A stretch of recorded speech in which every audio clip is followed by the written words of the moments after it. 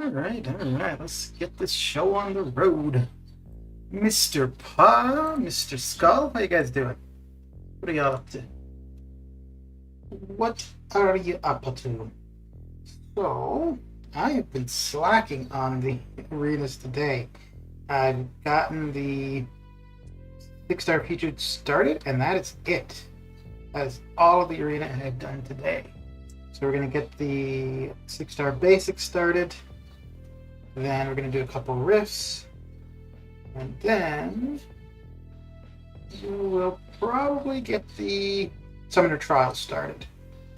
And I found for the Summoner... Actually, no, I'm going to do this the other way. And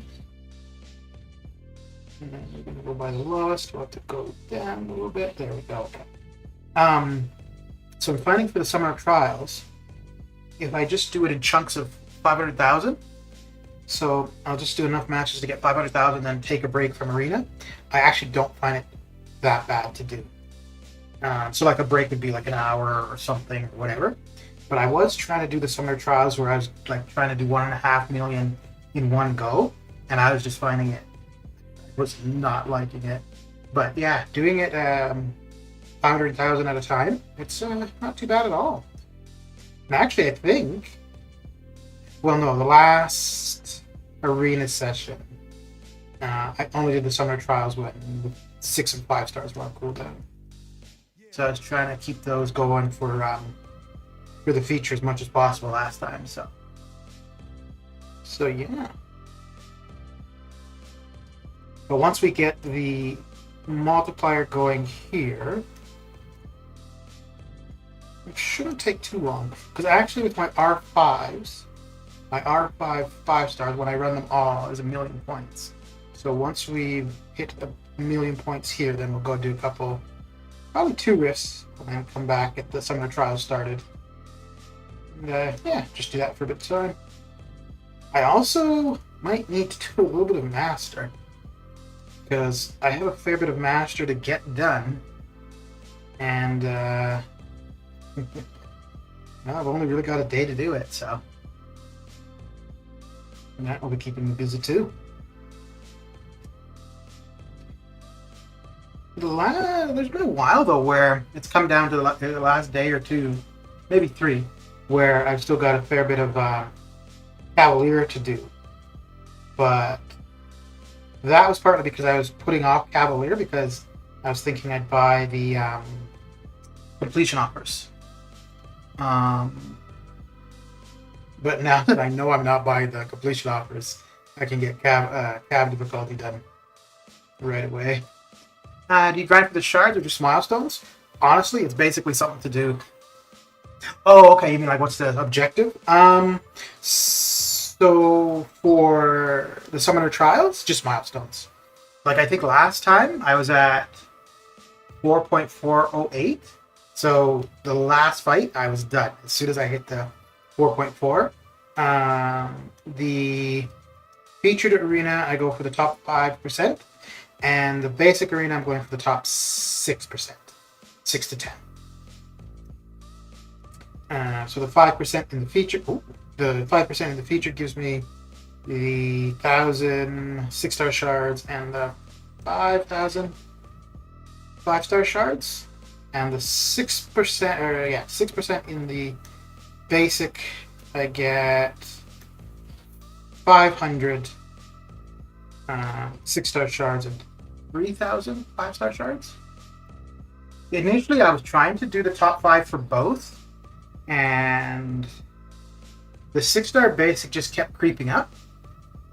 And I prefer to have to know what I'm going for. I might end up going back to trying to get the top 5% from the basic. Once it seems like there's a settled score, because it keeps going up, and actually the featured is going up as well. But that one I think I can keep on top of. Like now, the top 5% for the featured, it seems like it's going to be about 27 million.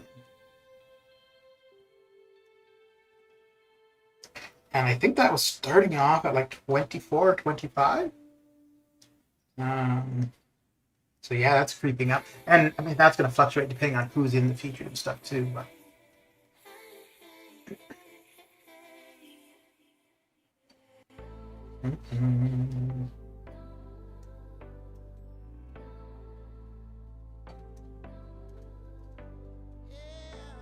But I'm finding doing the arenas this way more so. I think the summer trials where I'm only doing it in chunks of 500,000 points. I'm finding I don't actually. Like maybe I'm running arena the same amount of time overall, but it doesn't feel like I'm doing arena as much. But I think that's just because I'm breaking it up throughout the day.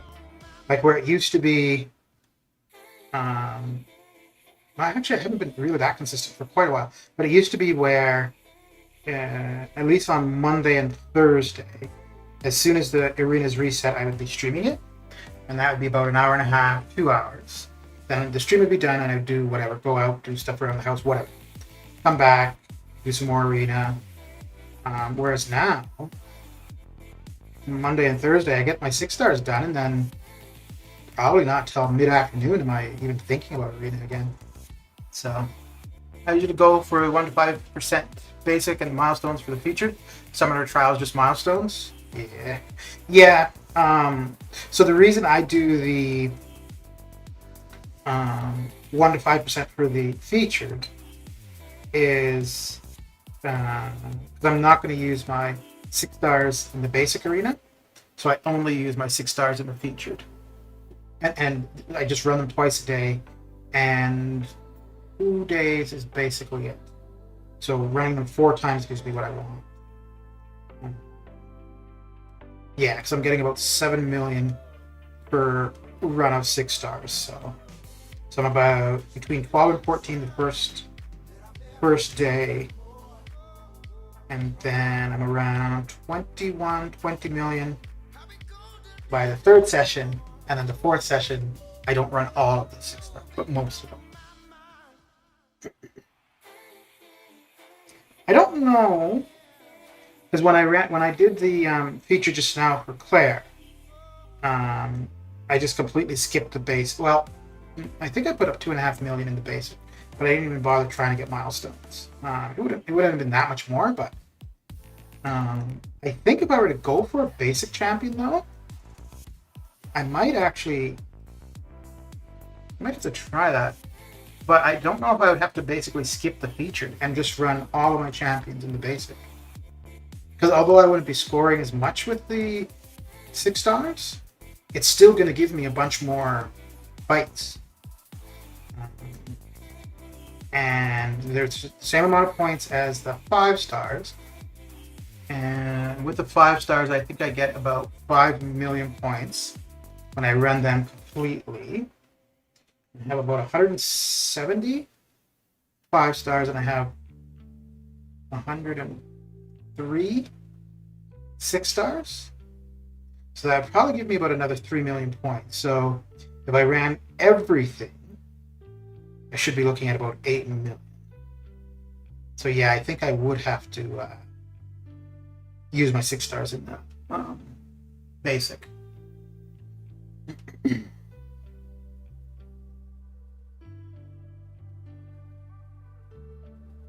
Which would I guess that wouldn't be too bad. Because, yeah, I guess it's fine to forego the shards when basically what you're going to do, you're going to give up some shards, but you're getting a specific 6-star champion.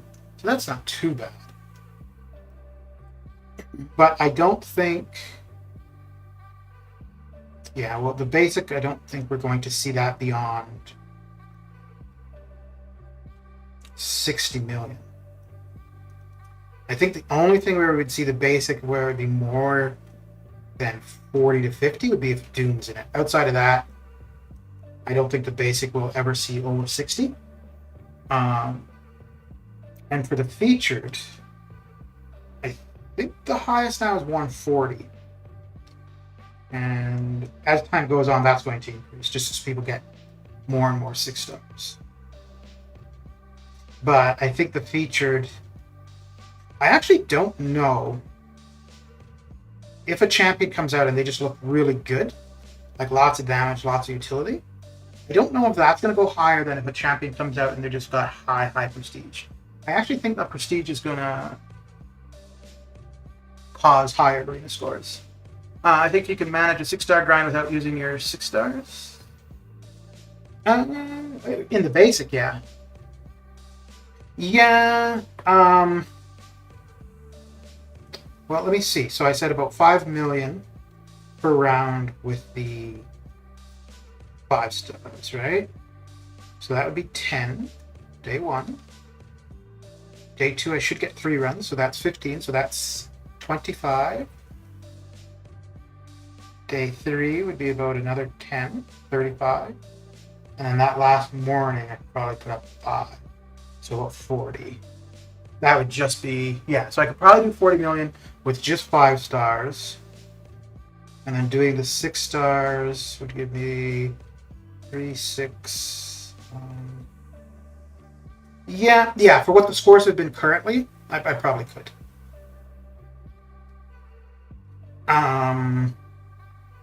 So for example, for Jubilee, I'm not going to go for it. If I were going to go for Jubilee, I could go with just using my 5 stars. For Stripe, I wouldn't. I would use my 6 stars. Because I'm pretty sure Stripe is going to go a fair bit higher than Jubilee. Like, I don't think Jubilee will be much more, as the 6 star, 28, 32 maybe? Whereas Strife, I think he might be 52 or low 50s. Strife actually might be the highest one up to this point. And then I think we go for a fair bit of time for the basic where there's nobody too substantial.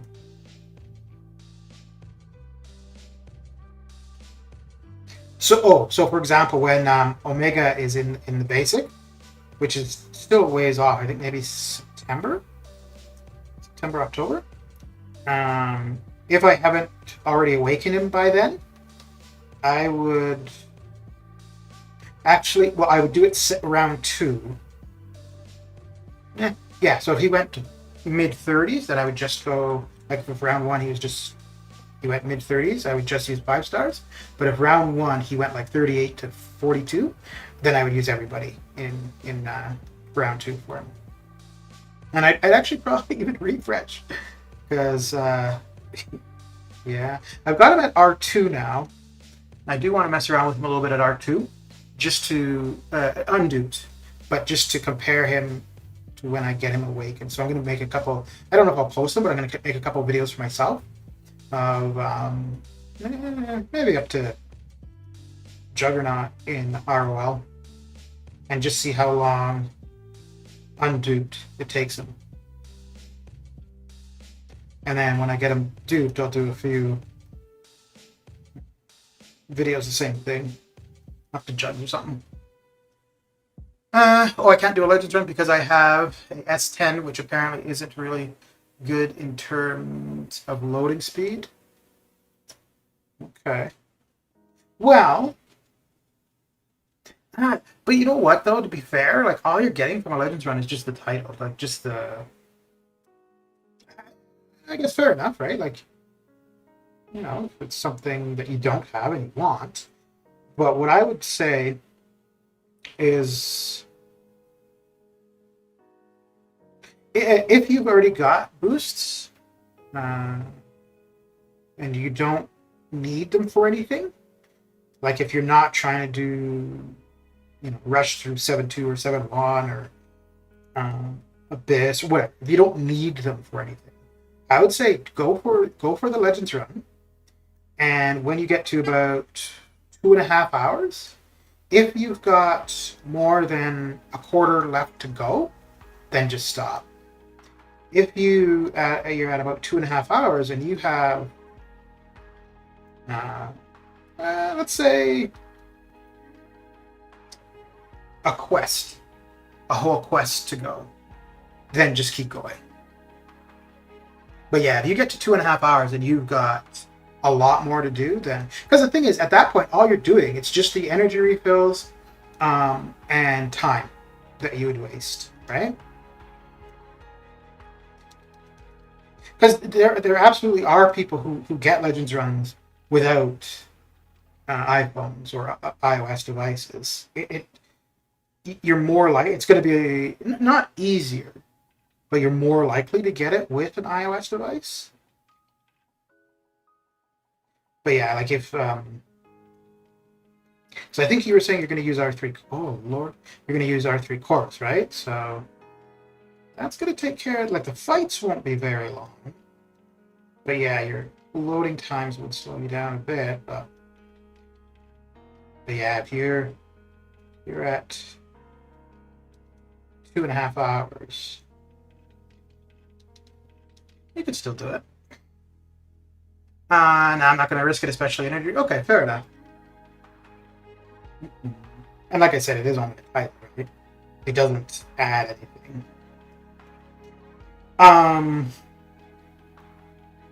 I never. So I had my iPhone 6, and I tried a Legends run on that, but like, who did I use? I used Thor, and I pretty much knew I wasn't going to get it anyways, but it was more so just to go through the process. And then, so I think I did 3 in total. One was unsuccessful, then I got it twice. The first successful one was after I got, actually, I think it was the first weekend that I had my, I don't need to do these anymore. Yeah, I think it was the first weekend that I had my iPhone 8. And it was also a much better champion too, because I used, I think it was R4 Gwenpool. Because the Thor I used was a 4-star. So. And then, I don't know who I used the second time. Maybe it was Gwenpool both times. No, maybe the second time was Blade.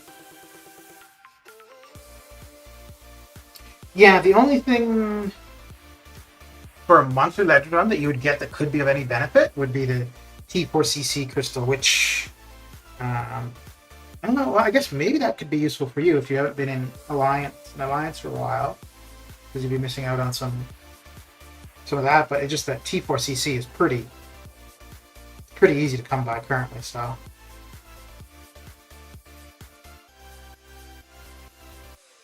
we're going to run all of the R5 5-stars, and then we're going to go do a Rift or 2, and then come back and get the summer trials started.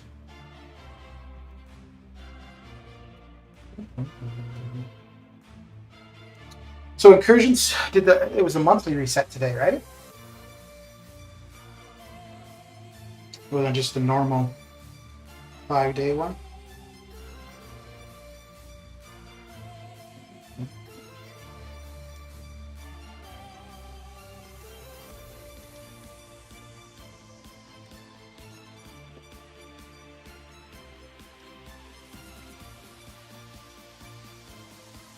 There was a couple, maybe it was about 3, it was just before 7.2 dropped, and I had a whole bunch of extra energy refills, and I was thinking to try a Legends run then, and stream it, not so much for the, like, to achieve anything, but more so just to stream it and to somewhere to use the energy refills, and then we got the announcement of 7.2, I'm like, I'll hold on to those energy refills, put them into something a little more useful. Really? Huh. I would have thought I'd been close enough.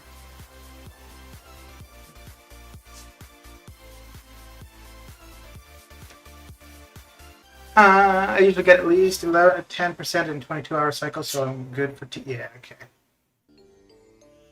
Yeah. I have a bunch of those, the fragment crystals, which maybe I should open those when I'm looking for. Well, the only class right now that I want is mutant, but I've got too much science and too much mystic. So if I open anything, I'm going to be in overflow of Science and Mystic. But, oh, no! I think Science I should be fine now, because I ranked up Thing yesterday. And Mystic... Yeah, I keep going back and forth whether I want to use the gem to take Claire to R3, and then save the resources so that I could take up another mutant, probably, or use the resources on Claire, which would use up the Mystic T4CC that I've got too much of, and then save the gem for if I decide to R3 Doom later on, or there's another Mystic at some point. Hero use every time, and sometimes Arena wins. Okay. Yeah, Hero use, Arena wins, and level. Well, level up, but usually I only go for the 4th milestone. And sometimes I go beyond it, but usually only if there's a class advancement at the same time. And then Event Quest, yeah, that's only the 4th milestone. Other than like a case like, right, damn it. Like currently where I've got a fair bit of Master to still get done. So when Event Quest pops tomorrow, I would, yeah, I might end up beyond, like, going beyond the final milestone. I don't think so. I only have one full quest and a bit of the other. I don't think that would give me all of them.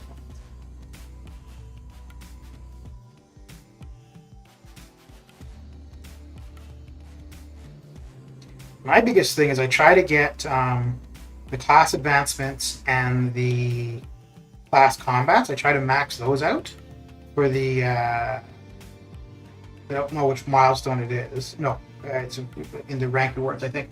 I don't know which one it is, but one of them gives you like a selector, and I always go for the T4B shards from it.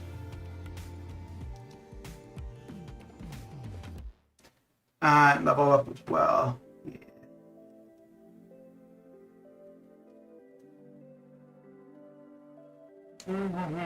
Ooh, no.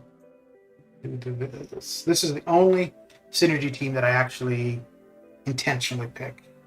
Everything else is just the first 3 champions of different classes. I used to go through and try to always have synergy teams. And I think it was when I did the Odin grind where I stopped doing that, and I realized like it was such a waste of, not a waste of time, but the amount of time it took just was not worth it. There's a couple characters that having the synergies make the fight significantly faster, but where in their case actually going through and picking the synergy partners is worth it. Like it makes the arena faster, but because there's so few, it doesn't. Stop those lies. Stop it. No, Blade is fine. It's just that there's champions who surpassed him, but he still does. If he comes out of the 6-star, things will change. Oh my lord.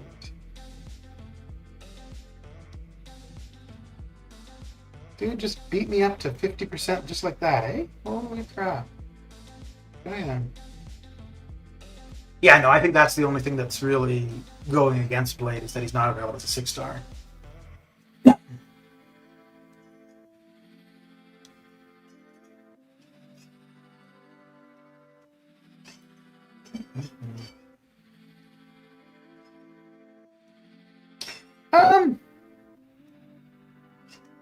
I think Nick would probably still be above him.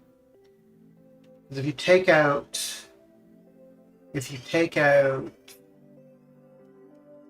the bleed damage Nick's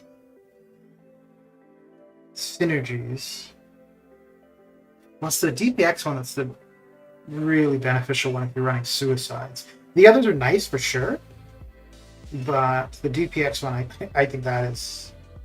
I mean, that's why I usually have him for incursions. I've usually got him when farming. Then again, if I didn't run suicides, I don't know.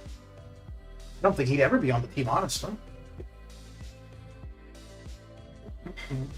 for farming. Yeah, so I just said the thing about him not being available as a 6-star. If I were to get him as a 6-star, I wouldn't be too quick to do it. I would max him out at R1, as rank 1, but beyond that, I don't think I would take him to rank 2.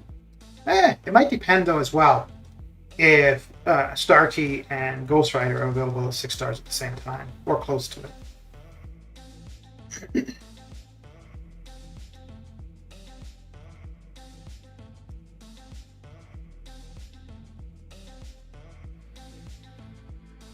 Oh, come on, 1%? Really? Oh, really?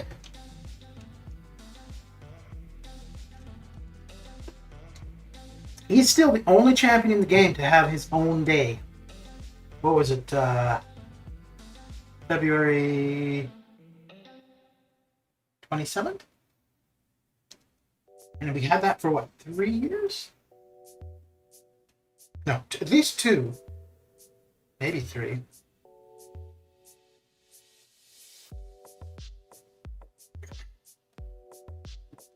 I don't know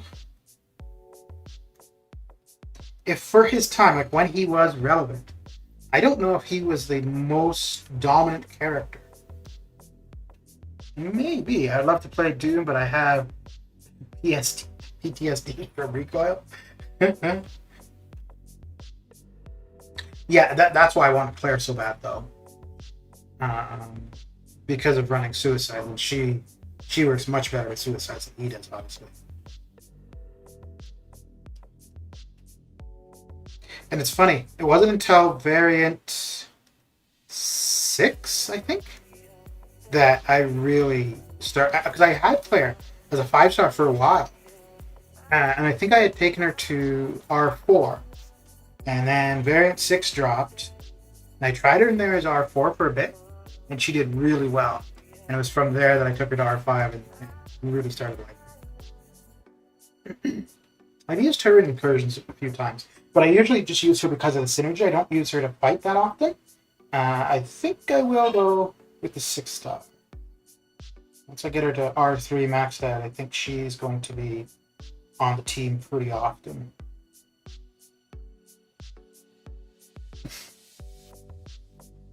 So we're almost at 1 million, and then we're going to go do a couple rifts.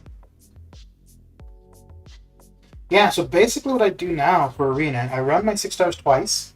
I aim for about 3 million in the basic per day. And then I try to get to about 1.5 to 2 million for the Summoner Trials. And that's pretty much my Arena for the day. I guess maybe what the difference is I used to just do Arena for the most part in like one chunk of the day, like pretty much from 10 or 11 a.m. my time until 2 in the afternoon.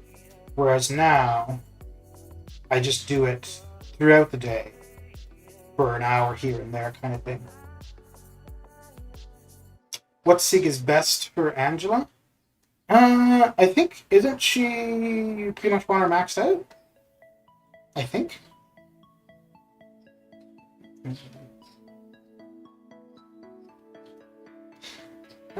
But let's go have a look-see. Look-see.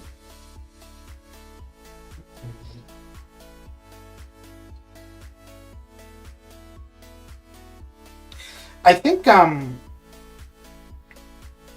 I'm going to take my 6-star, who when did I get? Did I get her from? Yeah, I got her from the July 4th stuff. I'm going to take her to R2 at some point.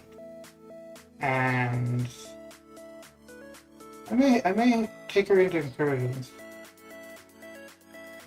I think I would probably just do Sector 7 with her. I don't think I would take her. I mean, she'd be fine for Sector 8, but I think for Sector 8, usually it's Aegon or Corvus, and I've taken CGR. I haven't used him very often in Sector 8. But it's those 3. I should do Apocalypse sometime for incursions. Hmm. But I don't know what other mutant I would bring along to make as a horseman. Maybe X23. That wouldn't be too bad. Bring in Mr. Sinister and actually, you wouldn't even need to do that. Just get one mutant fight with Apocalypse.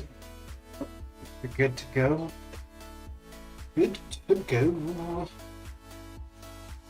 Alright, is that... Alright, cool. Let's have a look.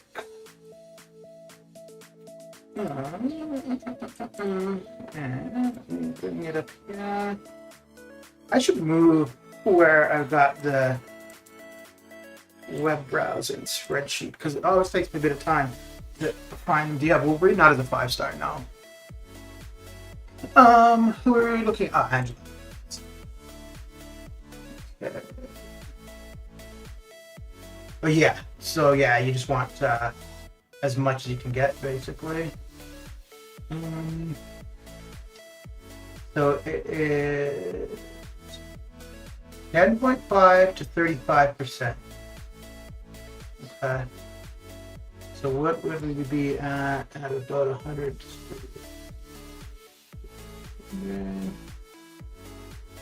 100 would be 25.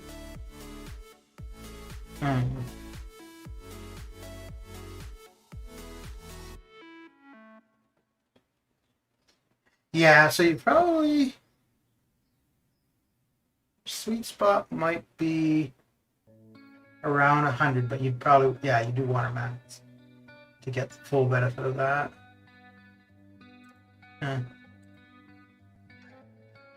Okay. Yeah, no, I don't have Wolverine. I don't know. I wouldn't take him to R5 with resources. I would. Oh crap! I didn't want to do that. I would take him to R5 with the gem, but not with resources. There's actually no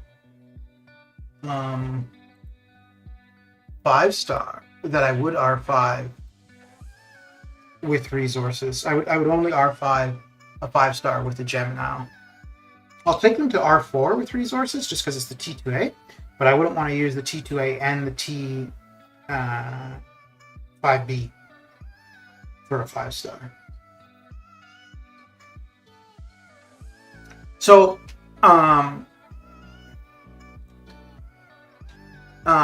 so for the X23, because she's a 6-star, so I would use her over the Wolverine if I had him as an option. Although, if it was just up to Zone 5 of Sector 8, maybe I would use Wolverine. But if I was going for like a Zone 10, then I would prefer X23. But yeah, it would have to be. I don't think I would do it with her at R1.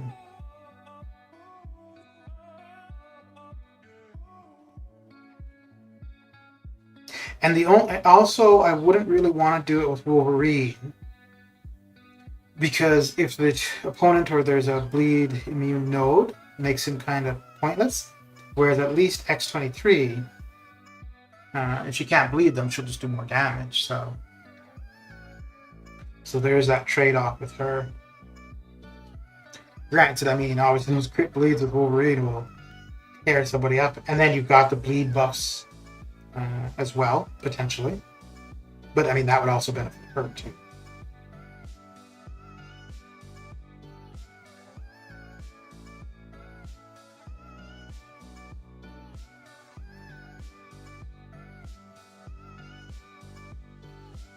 You know, Wolverine, I would go for in a featured crystal. That's about it. And the reason for that is just because if it's a featured crystal, most likely there's going to be other 5-stars that would be new for me. But if he were the only one that would be new for me in a featured 5-star, I wouldn't go for it. And I wouldn't go for him from incursion crystals.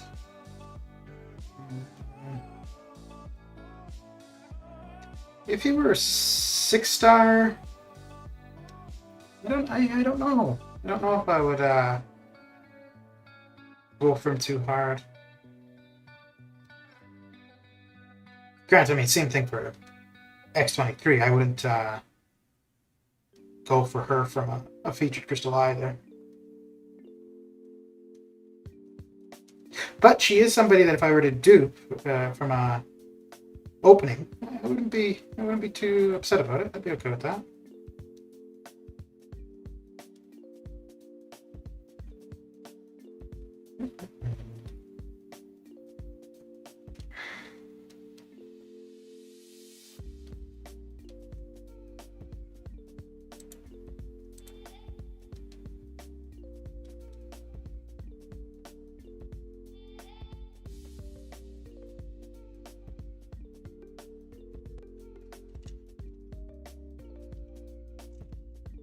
But if he were a 6-star, I think pairing him with Apocalypse would be almost too much. Like if you want to lane, like a bleed vulnerability lane. My goodness, that would be crazy. That would be crazy.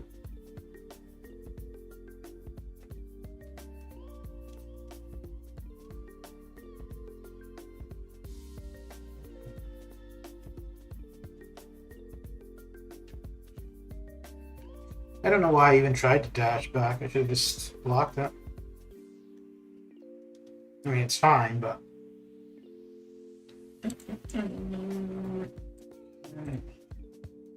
There, this one.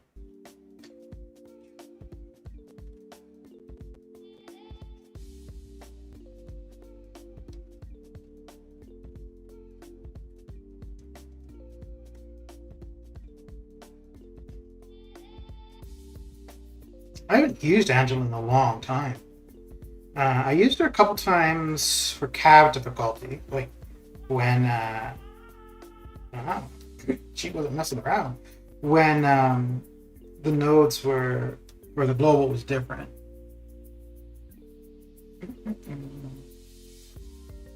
Okay.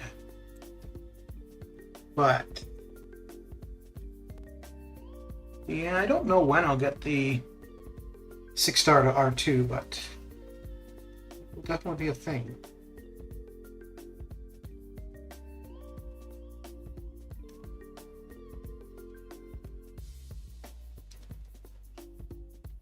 Which is a good thing I got her as a 6-star, because I don't think I have any other cosmics that I would take to R2. Actually, I don't have any cosmics at R2. I've just got Corvus and CGR at R3, and yeah, that's it.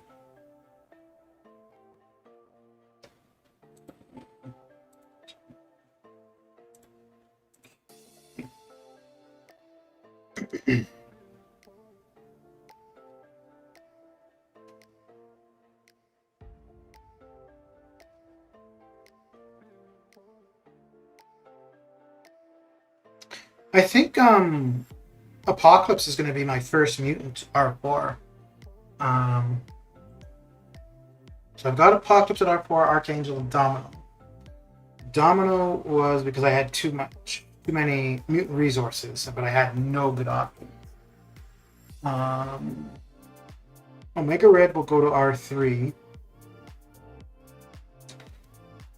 If he was still good for war, and I were in a more war-centered alliance, then I would think about Omega Red. But Apocalypse would make far more sense. Archangel will still do damage. I mean, obviously, Apocalypse would still do good damage at R3 as well. But just because I could see using Apocalypse, whether it just be for synergy or to actually use to fight, far more than Archangel.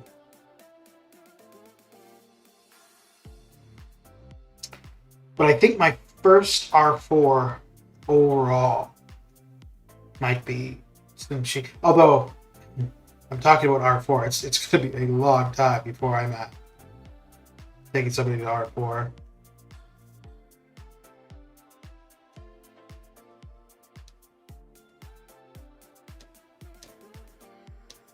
Yeah, and I got him duped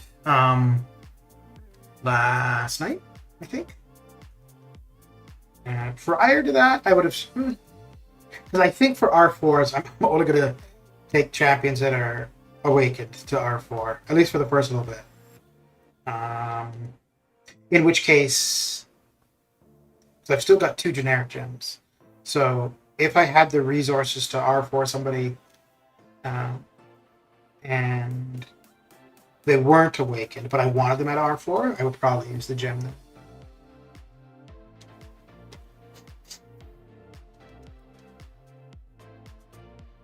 Yeah, and I don't see that we might get new mutants, but I don't see, and I think fair enough that we're not going to see any overpowered mutants anytime soon.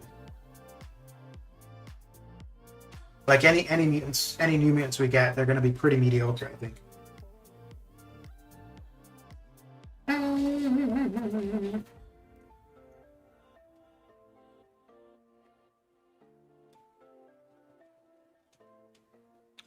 I think up Angelo to 86, which is pretty decent. Yeah.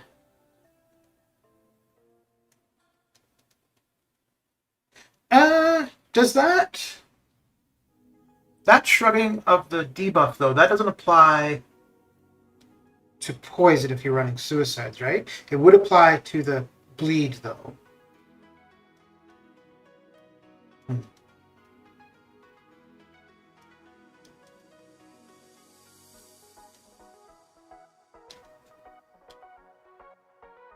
So what's the percentage at 86?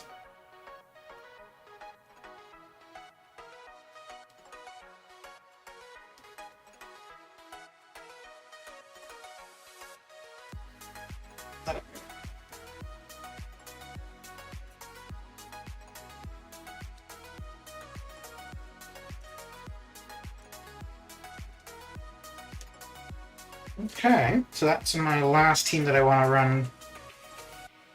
And let's get to this milestone. And we'll go do some rift nonsense. Rifting it up.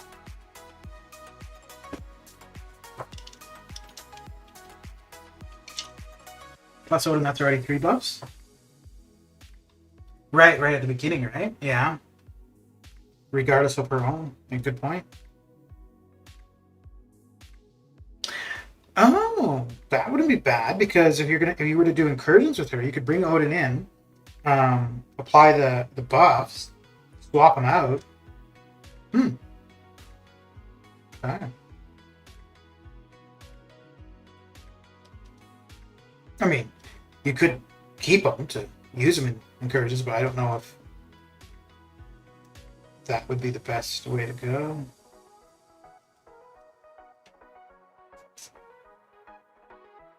That's what you were thinking? 23.3? Okay. Mr. Redwood, how you doing? How's your day come along?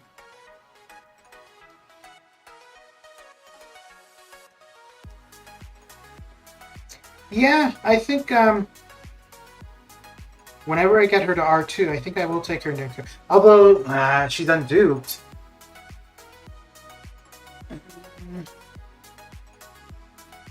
I don't know if it would be worth it, actually.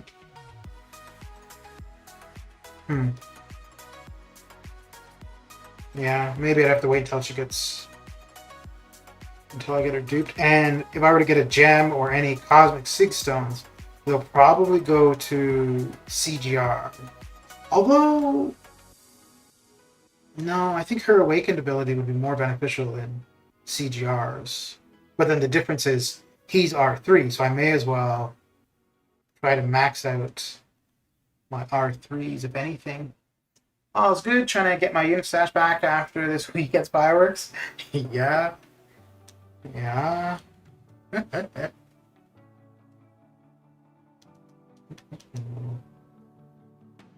Are you going for a champ or are you just hitting the milestones?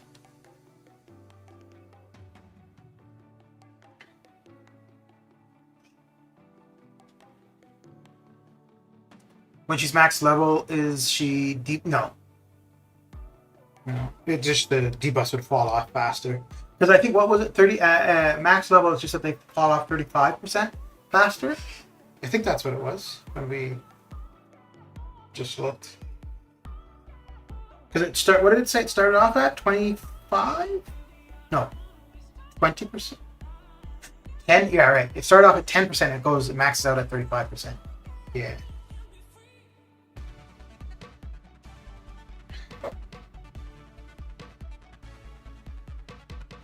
And I think that's anything, right? Like I think that would be degen as well. Like, but maybe not passes.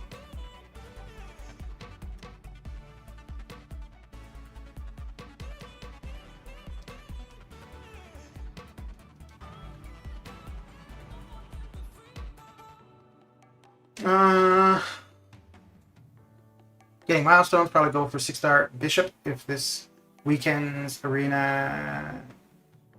Oh, yeah, yeah. Okay.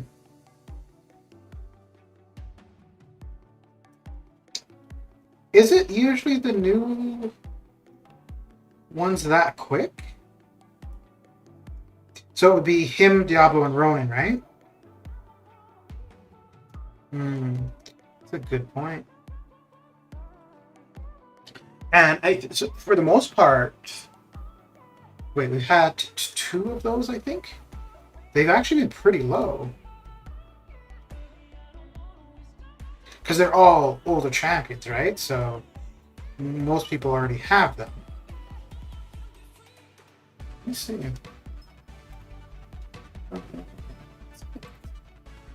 Yeah, we've only had one of those. That was the Ultron War Machine Ebony mod at the beginning of June. Okay. Okay, yeah, so that is probably going to be what's, yeah. That probably would be, well, let's bring it up here. Because now I've got things sorted a little bit better. Oh, it shows the last page. Let me hang it. So yeah, that's what the last one was. Now, and this is before. Oh, wait a second. Oh, that's the featured one. Well, that's still not bad though. 66 to 74.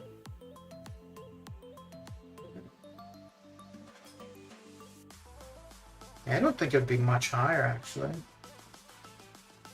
And who would be in the basic?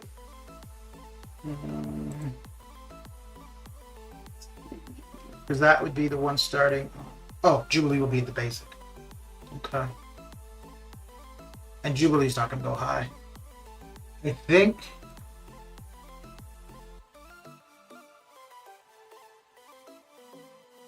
And we have Stripe after, right? Oh, we have Cable with Stripe. Okay, Jubilee, I think is not going to go for more than 28. Yeah.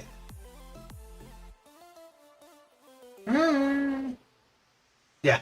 I think you'd be able to put up 30 million in the basic, started on Thursday, and get Jubilee as a 6-star, which is freaking crazy. Like, not bad to put, like, well, I mean, maybe I'll be wrong, but yeah, I think you can put up 32 million and get a 6-star character.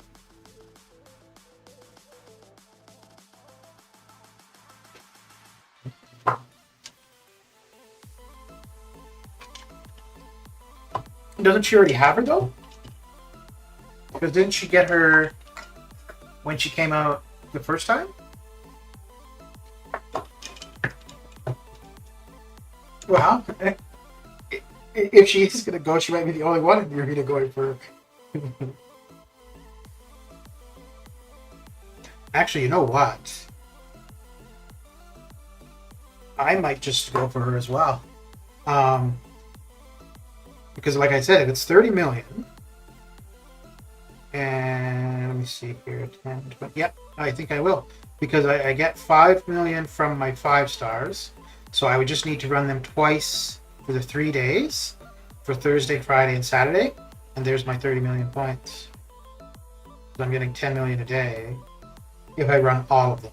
So what I've been doing, I just run about 3 million for the 3 days now, and that gets me the 6%. I don't think she does. I think it was still the 5-star basic at that time before the. Oh, okay. Okay. Yeah. So I think what I would probably do. Yeah, I wouldn't do a like what I just did for Clara, not waking up early. um, I would run my 6-stars as I normally do, and then I would just run my 5-stars, the complete roster of 5-stars, twice a day, and then on the third day, I would run the 6-stars and the 5-stars in the basic. Yeah. That's what I'll do. I think I'm just saying screw it and taking Bishop to rank 2. Wait, did you get 6-star Clara? I did. I was cutting it damn close though. Yeah, let me see if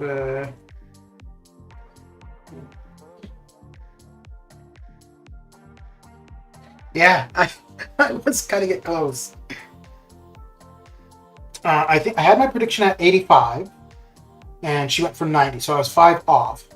But like I always go beyond what I think they're gonna go, and it's funny because I was actually only gonna go 5 more than what my prediction was, and I think if I had gone 5 more, it would have been close because I would have gone a little bit more than 90, and I think she ended up at 90.2.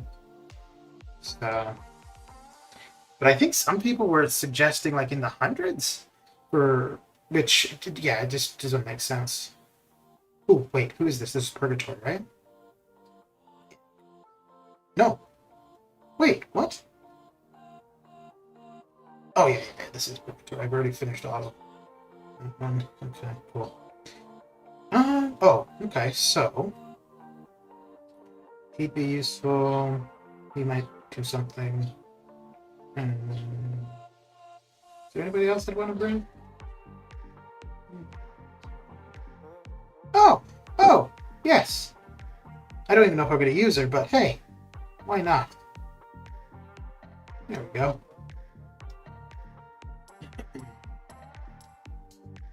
This Purgatory is a villain, right? Oh dear. Well, it doesn't matter. It doesn't matter where we go because we can't. We have no say. Hey, 300 6-star shorts.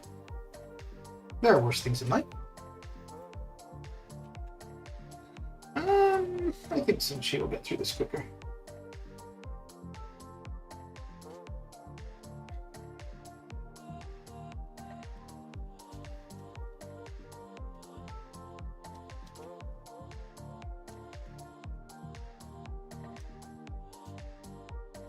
On Legendary, it would take more than one L2, but I think for this should be yeah. Are you liking your Shang-Chi? I do. I find him probably as much fun as CGR. I think I find CGR more fun, but I do quite like Shang-Chi. I find them similar though, like where you change your combo depending on what you want to do, and that's actually something I really like for AQ. So I take on one of the iterations for AQ, I take the Spider-Verse path, and yeah, he's good because you can start off with your slow, which hey, that's okay. Let's just heal that back, why don't we? Yes, indeed. Oh, well, she's not maxed out R2 yet. Yeah, so the first couple times I was using him for that iteration of AQ, I was using my slow at first, and I was taking a little bit more damage than I wanted to because of suicides, just because it was taking longer to drop those off. And then I realized that if I start off with a parry, it gives me enough time to drop off the bleed and the poison, and then after that I apply the slow. So yeah, he ends up working out really well. And I think even on day 5, because basically what it would be, I'd start off with the dropping off the suicides, then the slow, then the stun, then the unblockable heavy, and I'm almost at an L2. And then my next combo, I use the L2 and they're dead, even on day 5, which is not bad. It doesn't matter. I had been using Corvus with Proxima for that initially, so I was taking Corvus, Proxima, and Venom. And now, it's been... This is the only thing I don't like with it, is that I do need to like pay attention to what I'm doing. So now, it's Sun Chi, Venom, and then last time I did take Corvus, but the third can be basically whoever I want, which I really like. And I've been trying different options for the mini.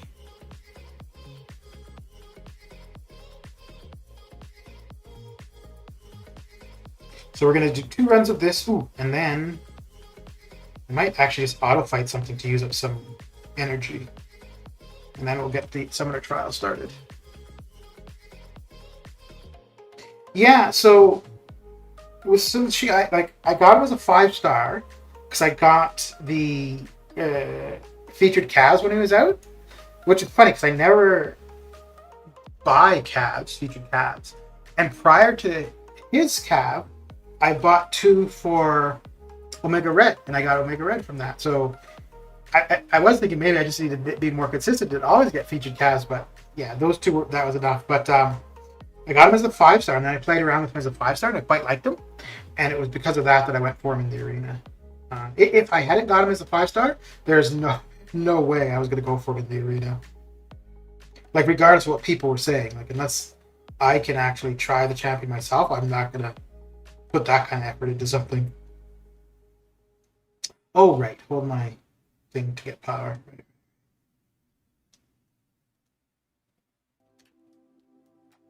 I wonder if this will do.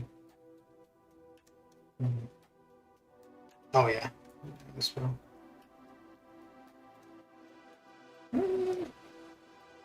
Oh, really? 2%? Come on. Come on.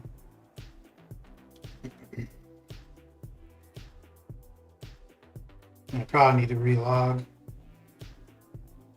Do replay and then relog.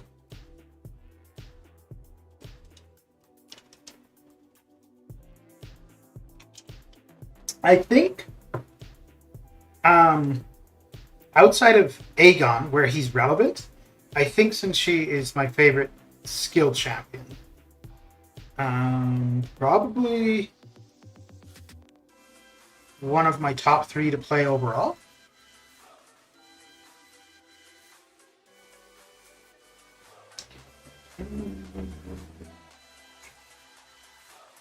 Is T4B Arena after Alpha? Yes. Yes, it is.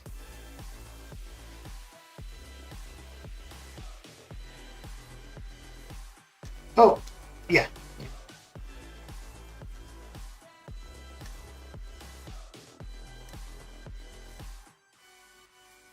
Wow, talking about bad spacing. Oh my lord.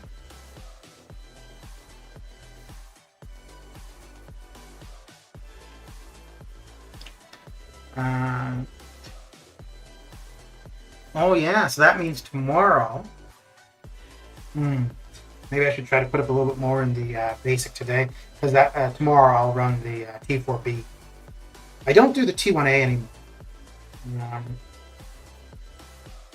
Yeah, we're just getting to the point where it's just too much arena. But I will do the T4B.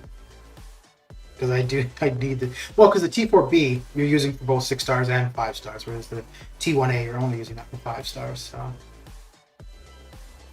And I was usually in overflow of T1As.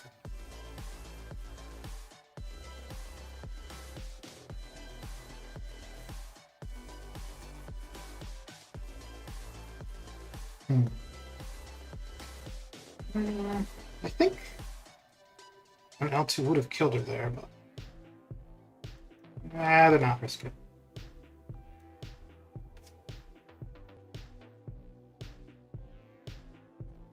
How did they change the infinite sun block on Sun Chi? So it used to be when you would throw an L1, whatever your last combo was, I guess is the best way to put it, would just reapply. And if you hadn't used a combo, like one of the specific wait, is there any way? Yeah, okay, because you could, yeah. So anyways, it would basically be that if you hadn't used one, that's the one that it would default to, and all they did was they just changed it. So now what it is that if you throw your L1, it's the cleansing one that applies.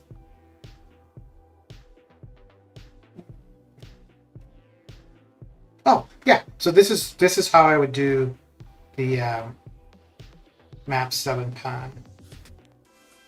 So drop off the suicides, apply the slow, and then go for the stun. Okay. So for map 7, he'll throw his L2, then I get another parry, heavy, and I should get my L2. I don't know if that actually answered your question at all. But yeah, they just basically changed it from the wushu. What's it called?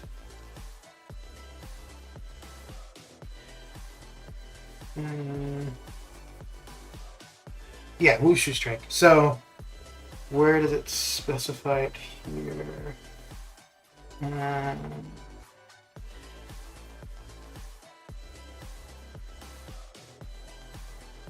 Okay, because I know there's somewhere where it says. I don't see it here.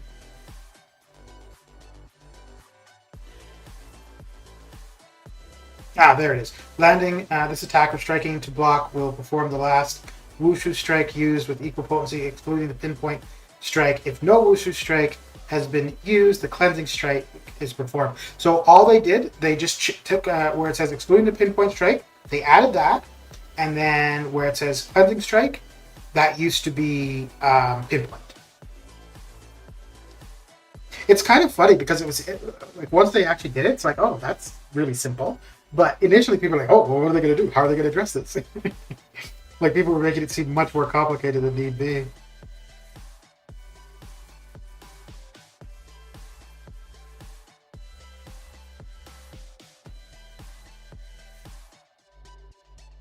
I don't even know if I've ever thrown an L1 actually.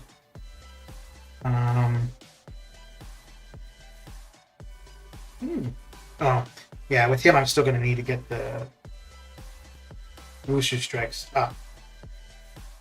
Oh, that's actually a really good note for him. Well, as long as I don't die.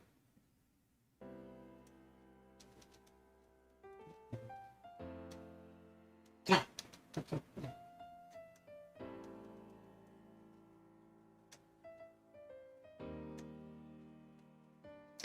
I don't think 4 is going to be enough to finish it off.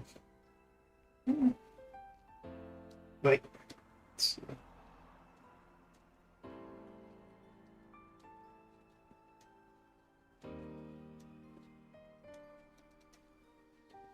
Yeah, okay, that's fine. I mean, she was so low anyway, so.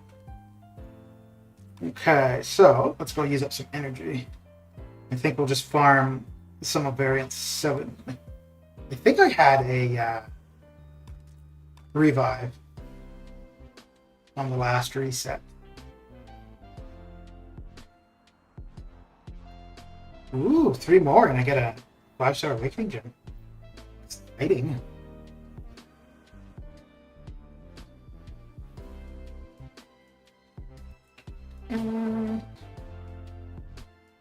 Oh, wait, let me see something. I think I need...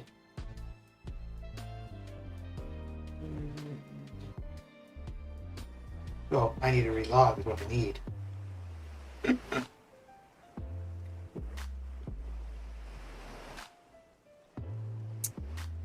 So I need a cosmic. Does he have anything with cosmics? No. Okay. Well, this isn't really gonna matter, but this will allow us to do any path here.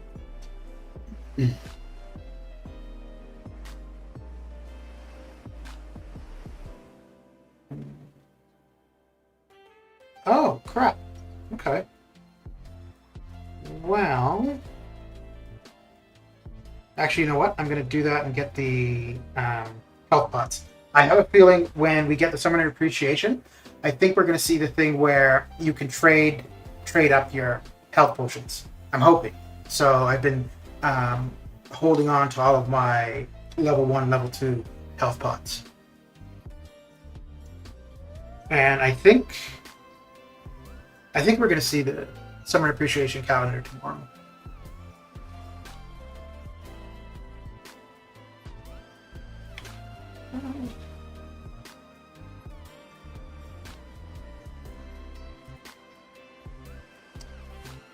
Okay.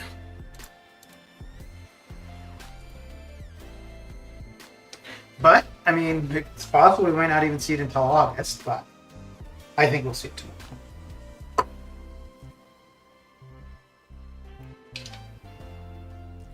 And once this gets started, I'm going to go fill up my iced tea. Once I choose a direction to go. Just imagine, like, if you're watching YouTube and it's just somebody doing auto fight. Yeah, this will go the whole way. There's no... Alright, I'll be right back.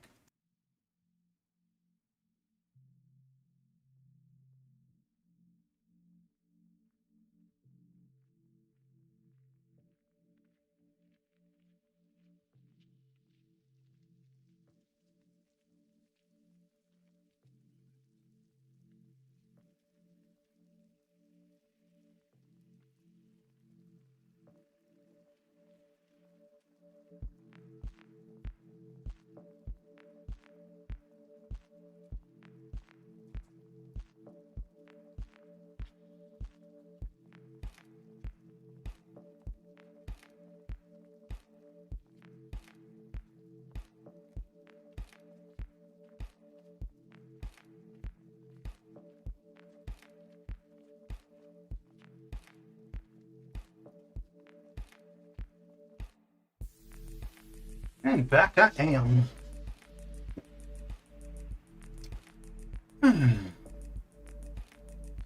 Maybe I should just do a stream of nothing but auto fight farming. And sit back and do things on the computer while I pretend to, or while I actually stream.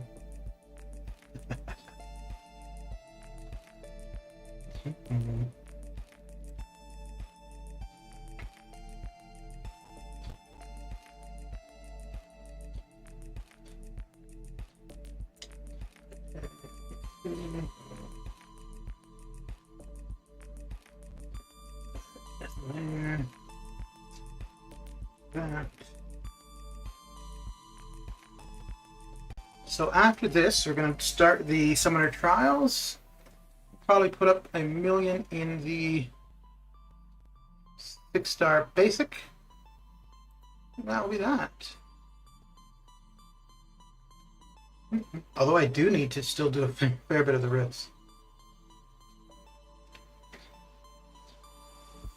So I did 2, so I've still got 5 more.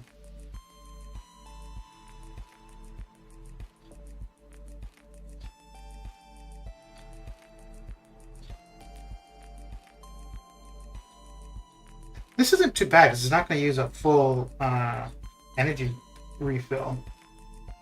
Huh. The only thing I don't like about this is it's only revives. Well, I guess there are the health pots, but I mean, it's not like you're going to use the... Actually, that wouldn't be a bad idea if you were looking at doing some of those Karina challenges, like the ones with 3 stars, because those low-level health pots are pretty useful there.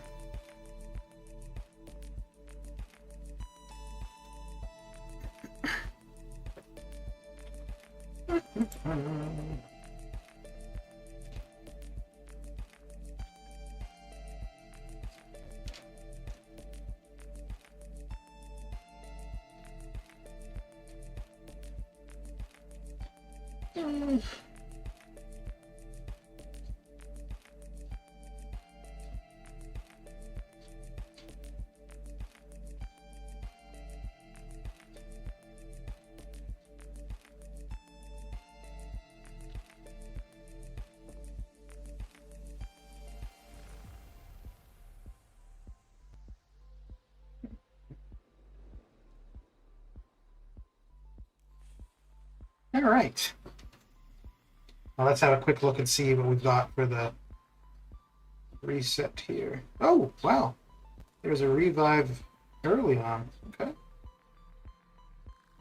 No, I've already got a bunch of revives in overflow, so I'll leave that there for now. So let's go get the Summoner Trials started.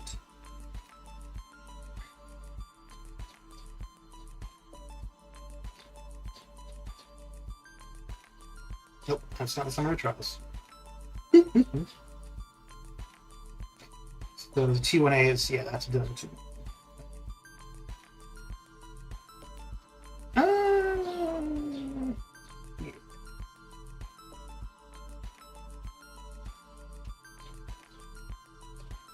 You can get through this arena really quick if you're running the arena boost on 3 stars.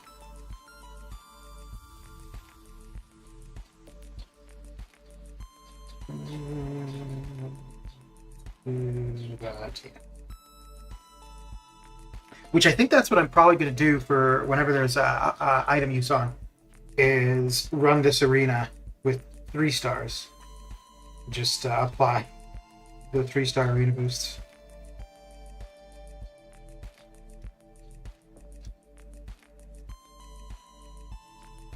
And I don't know if it was like the way it's supposed to work, or I just got lucky, or what.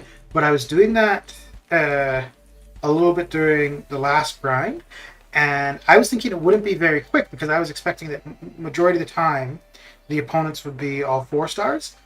But after a few where I was using the 3 stars, my opponents were all 3 stars, which is not too bad. Because the matches went really quick, and you're getting a ton of points because of the boosts, so it wasn't too bad at all.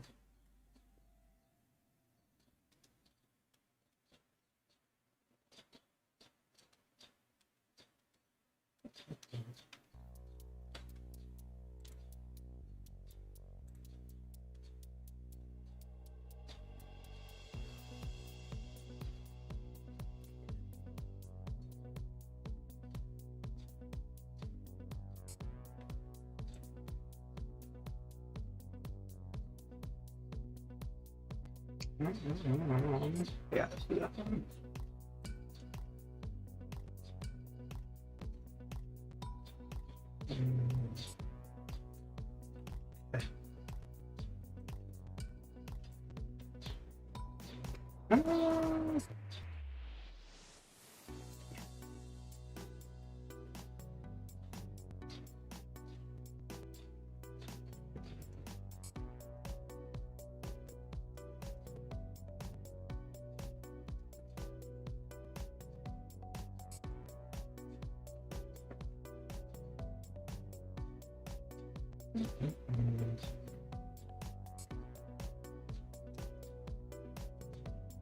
Actually, I don't think I have any 3. I think I've used them all up. But maybe I'll go open a few. Really?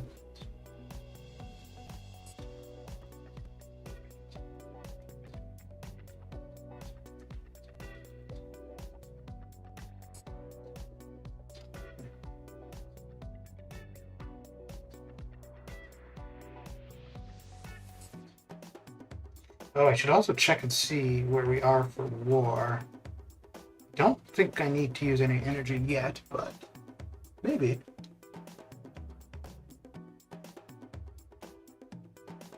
Maybe, baby.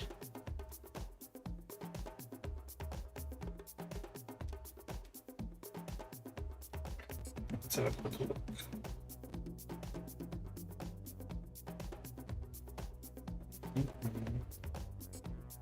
I think we're only doing. Yeah, we're only doing 3 pass or something. 2.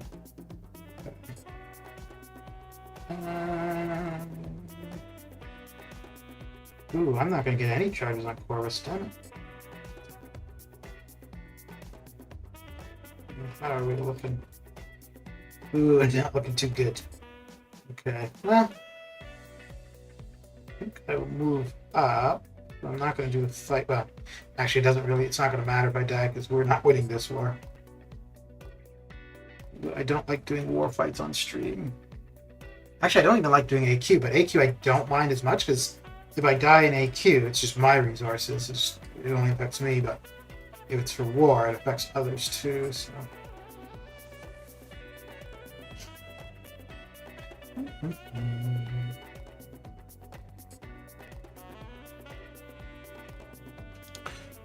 All right.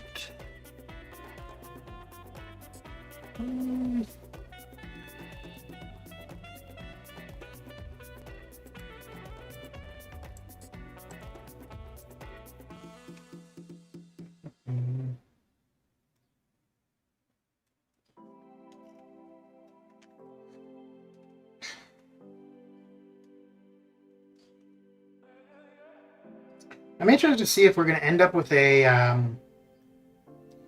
T2A and a T5B arena. Like, I wouldn't expect it to be full of either of them, but like at least a quarter, maybe quarter or half. Although it might not be until we're able to form a full. Well, no, I guess people already have full T6B and T3A, but might not be until those are a little bit more frequent. But I think if they do that, most likely they're going to allow 6 stars to be used, and they're just going to add it as a milestone, I think is what would end up happening.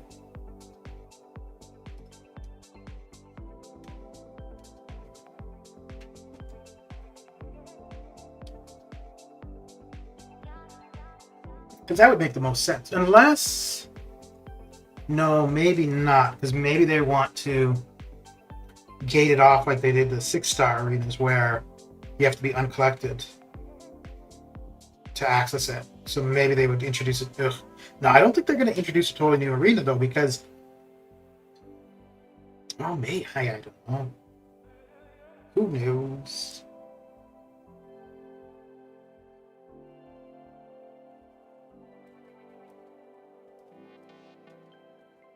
But just having 3 arenas is, I'm kind of liking it.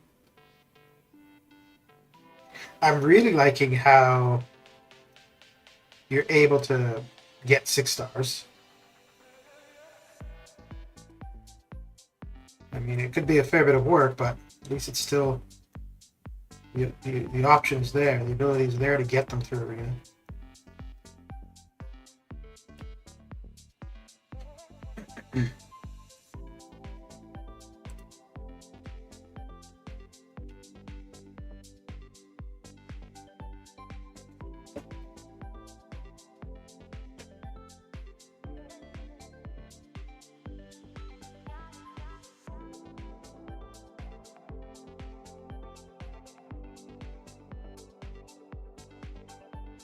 What?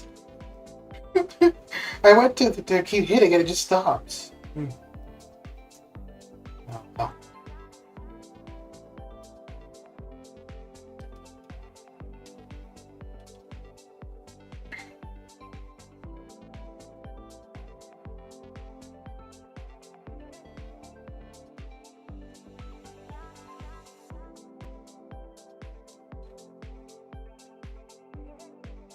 Ah.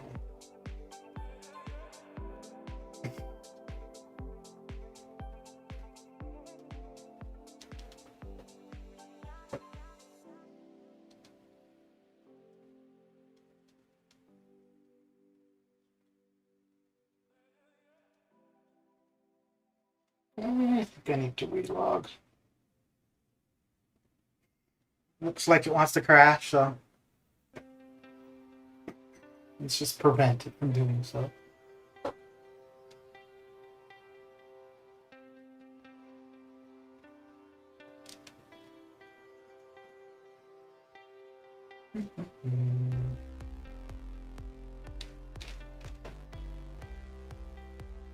Speedrun arena fight right there.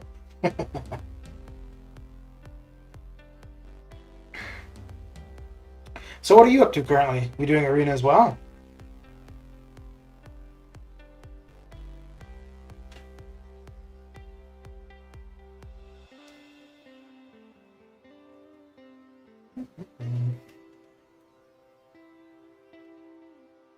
Wow, none of these are that appealing, really. Yeah,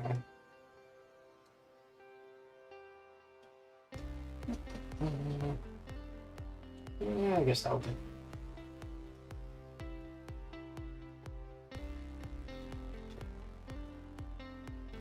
You just finished testing Angela, and what do you think?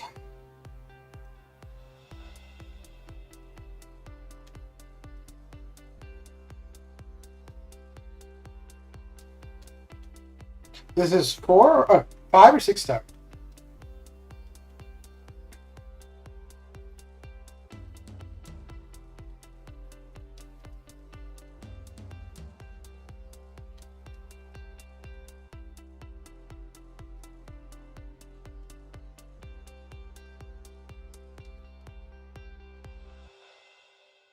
Really? I guess you got the regen, so yeah, you're just down there.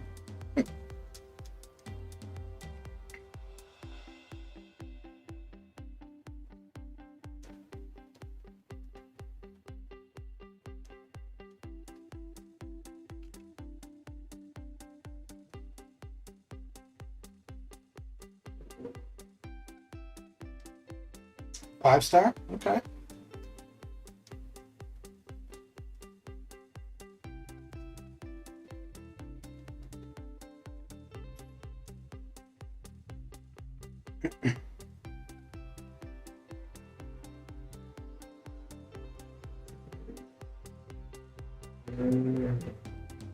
There's a noise in your back.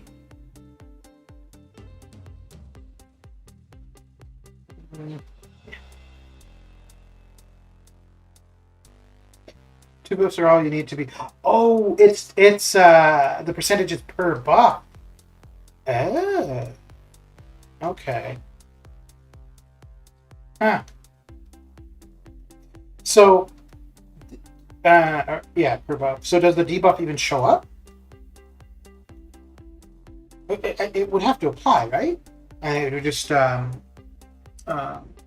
out, like run its duration just really quick. Huh.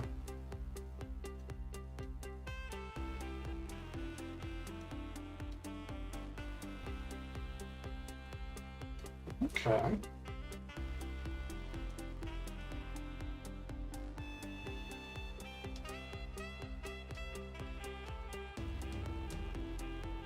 And this is at your SIG 86?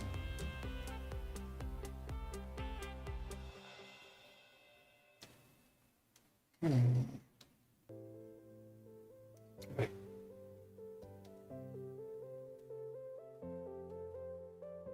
You don't even see the bleed debuff. Okay.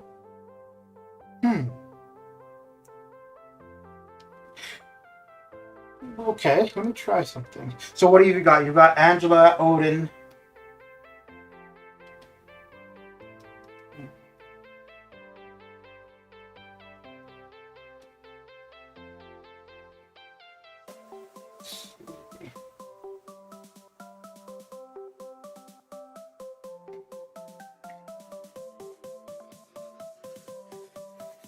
Because, like I was saying earlier, I think, like, actual use-wise, her awakening is better, is more substantial than Cosmic Ghost Riders.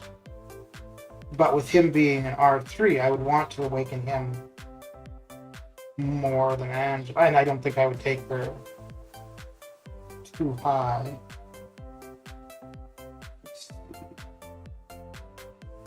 Okay, so she's at 100. Which is basically 25%. So, for each buff on the right, so the 3 from Odin, that'd be 75%. No.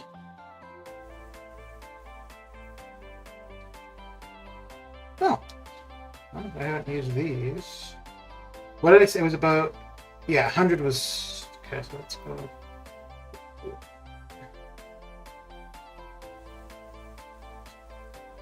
Let's see what that's got. We're at now 28%.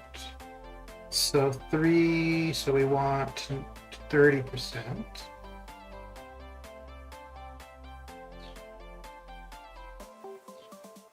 So max out at, what was it, 33%, 35%? Okay, so 3 now is going to give us a 90% reduction. All right.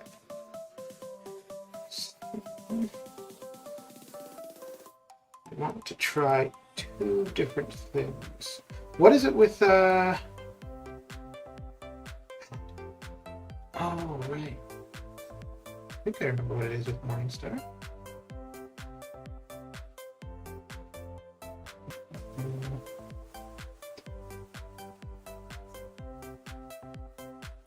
Buffs. Okay, so they last one. Yeah, but if you've got Odin, that's kind of irrelevant because those are going to be just on you all the time. So I want to try this as 2 different things. This. Yeah. No, it's a good synergy, but like for her Sig ability, it's not going to be that impactful.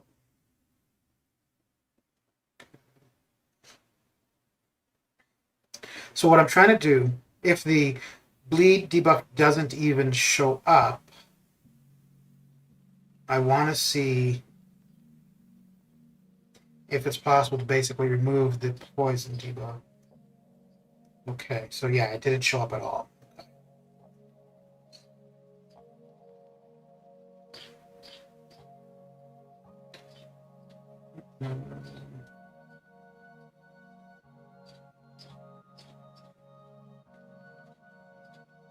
Yeah, but for like what I'm want to see here, the Morningstar thing doesn't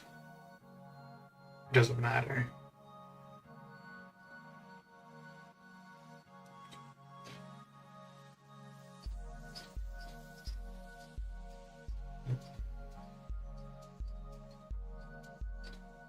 I mean, this would be no use in incursions, but using Angela in general is suicide. Nope. No, I guess we're going to see in a second here, aren't we?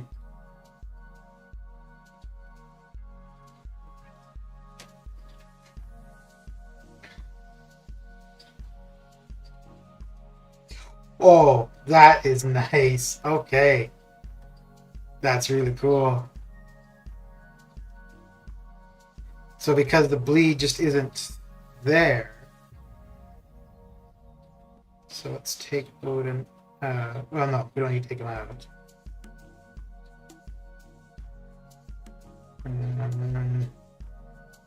Yeah, okay, this will still work.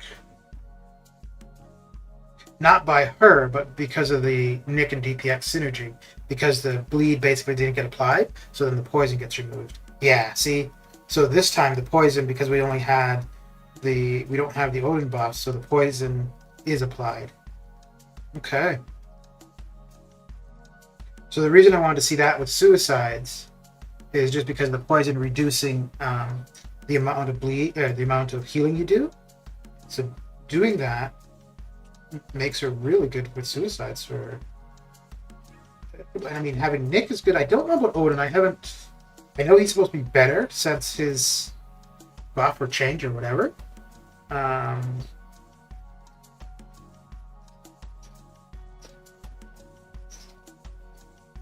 So this would be, so yeah, you could, well, I guess, yeah, you could bring in Morningstar as the other synergy, and that would, because Nick is good to have, Angela's good to have, Morningstar is decent. That would make a pretty good team if you're running suicides then.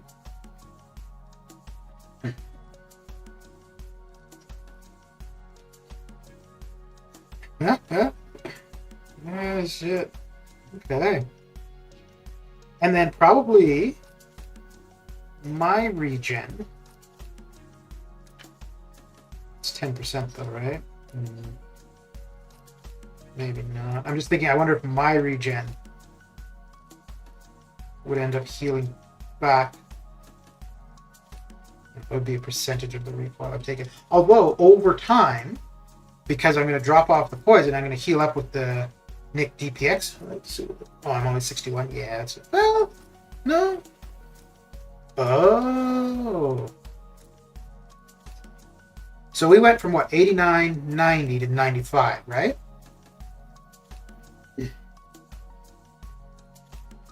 So.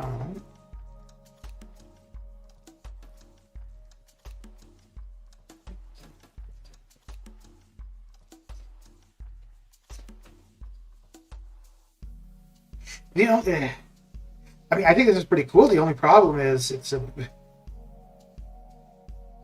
very specific team, and I don't know.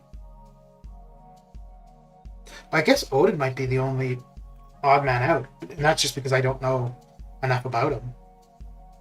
Because DPX, well, obviously that's just a waste, but it is what it is.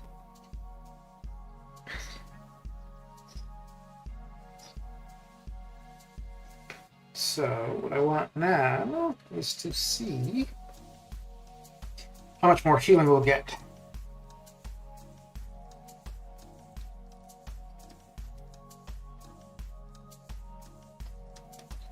I guess I could just get hit 10% worth, but just do it with just taking 2 recoil.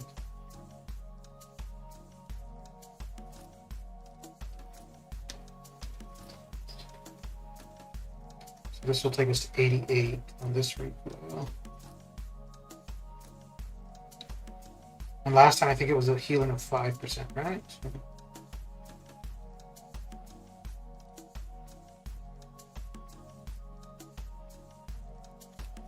Holy shit. That's pretty good. So 7% healing. Nice. Okay. So if you're not, well,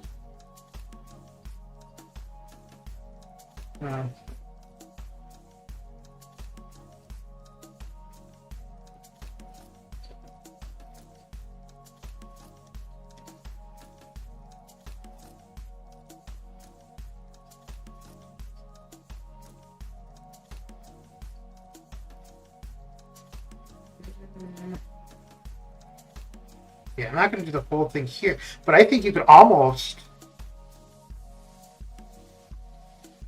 stay at pretty damn close to like 100% health with that, because in the next fight you're going to drop off the poison, heal up 10%, which is going to be a full 10% because you don't have poison there to reduce it at all. So basically, yeah, that is pretty sustainable then. That may change things if I see a Cosmic Awakening gem. It might make me have to think a little bit rather than just dropping it into CGR right away. I don't know how often I would use her though in like that. I could see using her in incursions. Incursions, that would work. Because you could start off with Odin, apply the buffs, swap out Odin, have DPX. Oh. Yeah, DPX and Nick. And then you'd always be dropping off the poison and healing up. Good.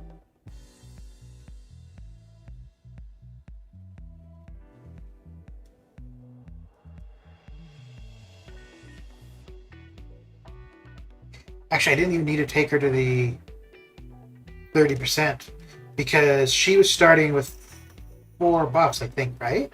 She had the 3 from Odin, she had her armor up. I think. Huh.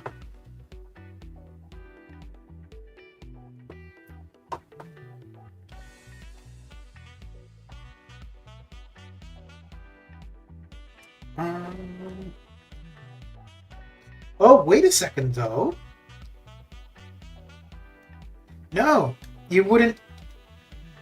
No. Yeah, you still need the Nick and DPX to remove the poison. Okay. What I was thinking was that you wouldn't need them because if you were to get buff cornucopia, you're going to get the regen. So you could actually use Morningstar, which would extend the duration. But then with that regen from buff cornucopia, the regen is reduced because of the poison. So you'd still want Nick and DPX, which is fine. Yeah, so 25. Yeah, okay.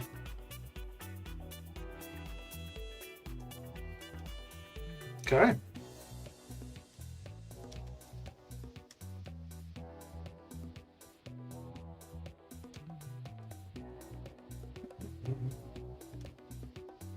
Wait, do her and Odin have a synergy? They do, don't they?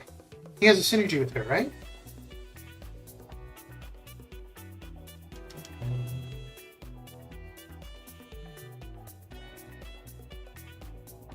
So it could be. I don't think it would be worth keeping him on the team. Okay, wrong thing.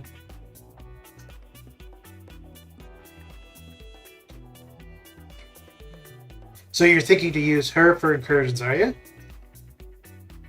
You're in suicide, so that could be. I mean, it's a little convoluted to get it going, but. So, Loki and Angel plus 5% buff potency for each fight. Oh. Oh, dude, that would be. You would want to keep him on the team in incursions. Ah, that sucks. Okay.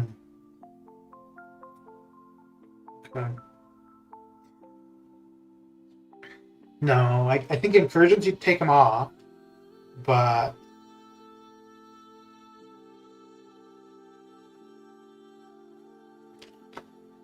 I'm tempted to try doing that Winter Soldier fight. I just thought it would be a little bit slow.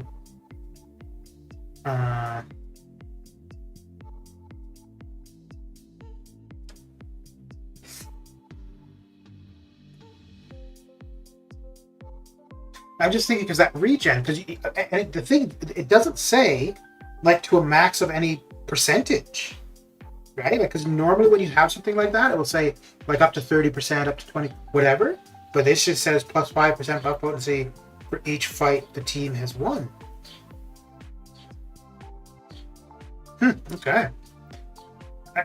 Yeah, maybe I will try. Well, let me finish off getting to the 500,000.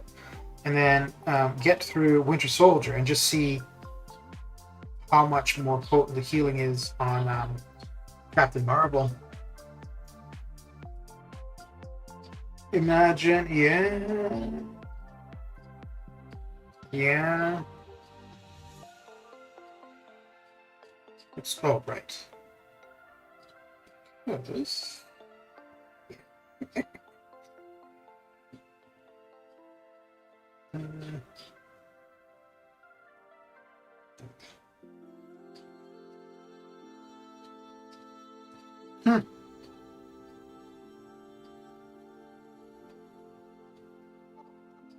I wonder,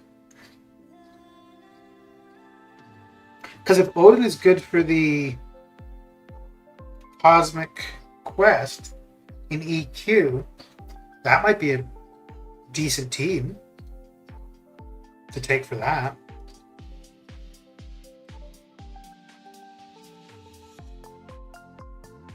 The only thing is the way it is now with the cab difficulty, we don't know month to month what buffs they're gonna which I suppose is kind of good. It mixes it up, right? Keeps it interesting. But it is a little bit annoying because if you want to rank somebody specifically for that kind of stuff, well, you don't know if it's the right months to rank them or not.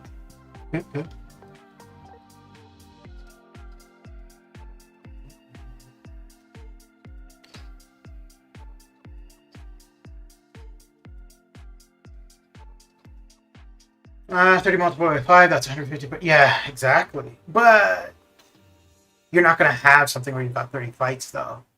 Right? So currently for 7-2, it's 6 fights per path. And the boss. So that would be 30%. Which, that's not bad. How many fights? It's 12 for RL, right? No, 8? 8 for RL?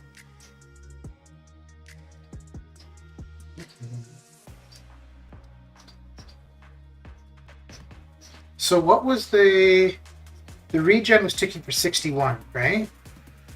So 5%, that'd be an extra 3. Okay. Yeah. That's a good point. For incursions. But then you would want to be fighting the boss with her as much as possible to get that extra win every time. Which is fine. Yeah, no, you wouldn't necessarily have to always fight the boss. So what you'd want to probably do is use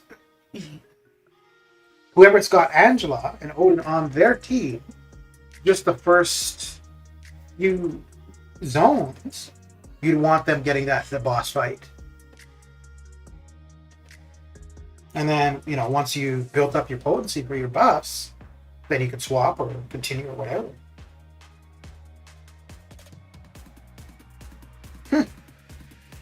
So what would you do then for a team? Would you have her? Oh, that could be a good team. I don't know. Like I said, anything about Odin, but Angela, Odin, and Morningstar. That could be a pretty good team because Morningstar is already pretty decent for incursions. So, and if you're not running suicides, then you don't need to worry about the poison reducing your healing level. And I don't know if that reduction is going to be, well, no, I guess over time it wouldn't matter because your potency is going to increase. So I'm just thinking as far as the regen goes.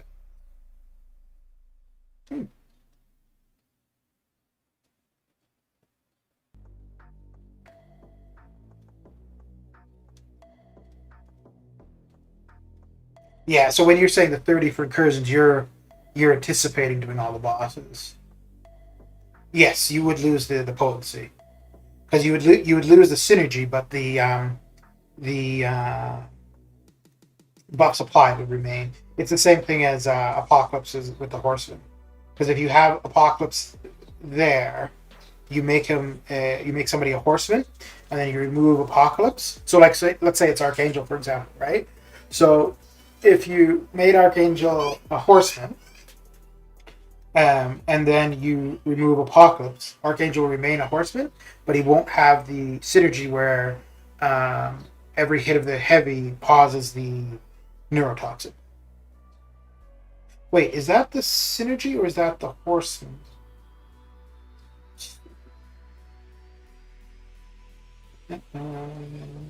I think that's the... No, I think that's the Horseman. Oh, right, that's not on the bookstore.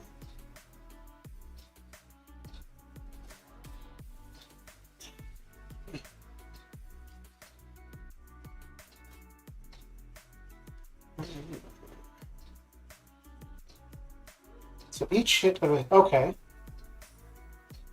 Okay, yeah, so that is the synergy. So you'd lose that as the synergy, but you would keep the neurotoxin stun duration is increased. Yeah.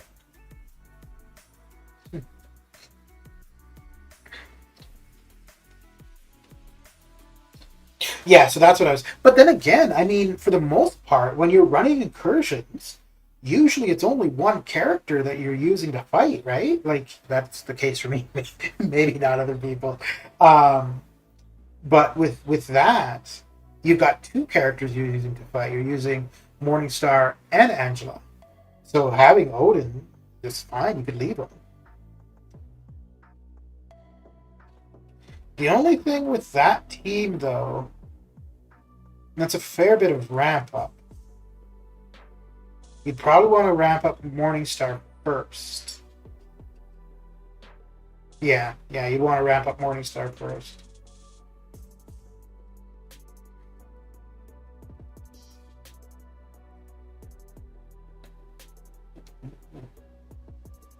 Well, because I mean, you could ramp up. Wait, you need 4 fights to ramp up Morningstar, right? So the first, no, because if she's awakened, she starts with a soul. So yeah, that's right. So you need 4. So the first room, that's going to give you 3. Right. So you'd only need the first room and 1 more fight, and she's good to go. Oh, geez, that's not bad. Shit. Not bad at all. And you wouldn't have to worry about colorblind. You wouldn't have to worry about any debuff. Just passive, right? Like if there was a no retreat, you don't need to worry about that. If there's biohazard, you don't need to worry about that.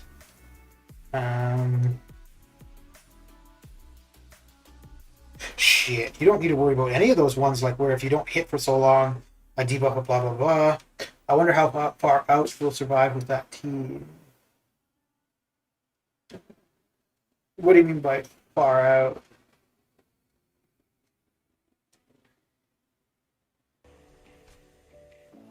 You like mean how what room? Well, I think Morningstar can do. You can go really far with her.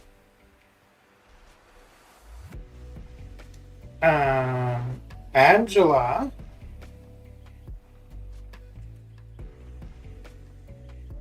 Because your potency. I think you'd be able to go pretty far with Angela too, right? Because if you, as long as you're alive, no, because you have to lose 10% for the regen to kick in. So long as you're over 10% health, you should be pretty good. Because let's say you go into a fight with 15%, right? So you take 10% damage in that health. You have the regen on you, but let's say you've done something. Well, yeah, by the time you're taking damage, you'd have to be pretty far in. So your potency's already been built up, and the length of your regen is going to be long because of Morningstar. So I wouldn't know if you'd heal up 10%. Maybe. So yeah, I would think it would just be. And I mean, if you face, so yeah, I think that should be good for Zone 10 of Sector 8, probably. With Angela and Morningstar being R5 anyways. I think you should be good. And then Morningstar is pretty sustainable. And you're going to get your souls pretty early with her, so.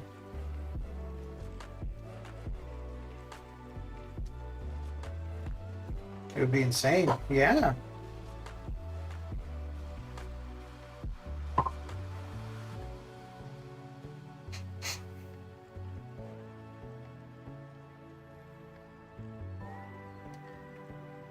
Yeah, and like I said, I don't think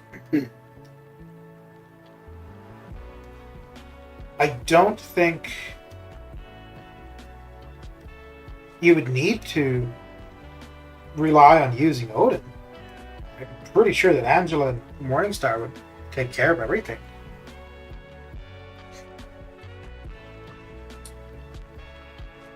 Well, if you did need to use Odin, he could die, and you still got the benefit of him. Like the synergy would still be active, and your pre-fight buffs would still be active. So, if anything, if there was a fight you didn't think you could do, or clear with Angela or Morningstar, you go in with Odin, get them low and then finish it off with Angela or Morningstar.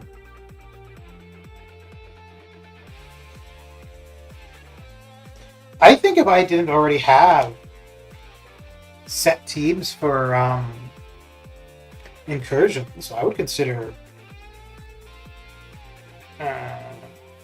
Well, I'd have to get Angela away, but yeah, I'd consider a team like that.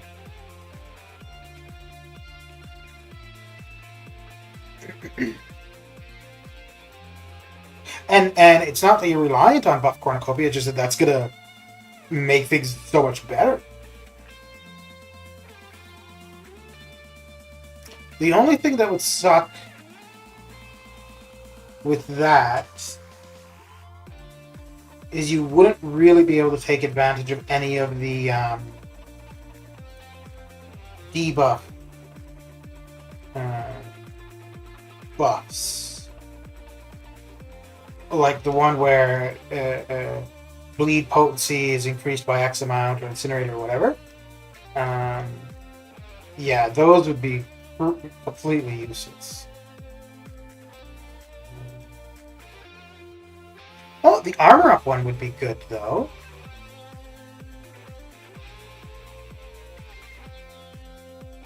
You wouldn't end up with any willpower healing with Angela, though. Because she's not going to have any debuffs on her. Yeah, yeah, exactly. Yeah.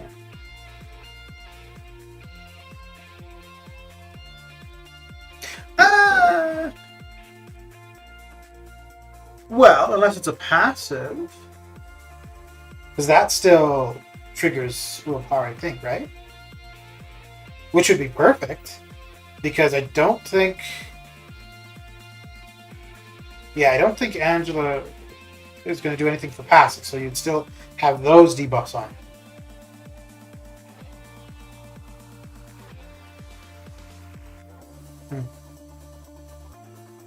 And you do or you don't run suicides? Because if you don't run them, well, even if you do, that should be fine. Because as your potency for your buffs increases... Aaron C., how's it going? How's your day coming along? We're just here contemplating the use of Angela in incursions with a few criteria. You do? Okay. Yeah, that would be fine though too, because early on where the poison is going to reduce your healing, you shouldn't be taking much damage anyways, and by the time your potency has come up, I don't think it would necessarily counter the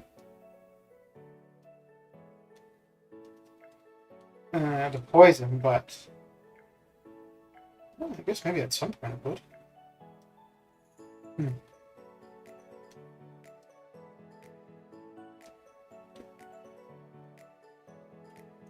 It doesn't matter. Potency would overrule. But that's what I'm saying, though, right? So, I hate it. No, actually, you know what? I'm thinking that wouldn't matter because the poison, I think it's just always going to be a reduction of healing by X amount. Did it actually say that here? Increase the attack of all champions by 30%. They suffer a permanent poison debuff that drains. Now it doesn't.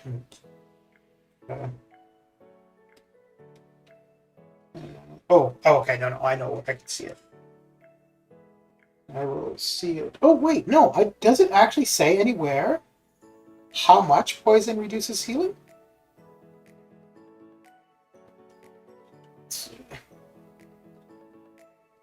Well, we're not going to find out on that fight. Okay, actually, let's not go in with any poison immunes just so we can see.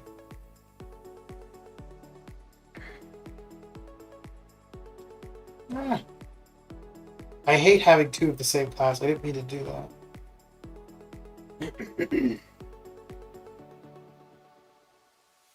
And I just know that it says reduces healing, but I don't know if it says much.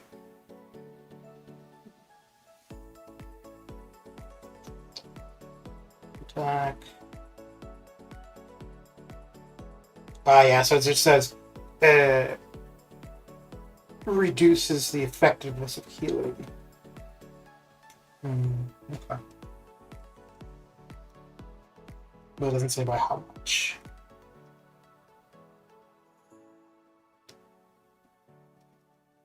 Oh, actually, wait, that's easy to figure out. So, what was he taking for? 67? I think. Granted, that's with 2 debuffs, though.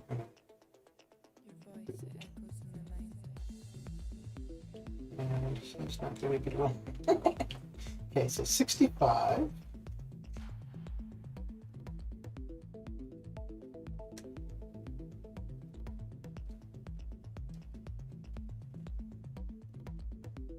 Most likely, yeah. Yeah, so what I was thinking, though, is that percentage is probably always going to be whatever, right?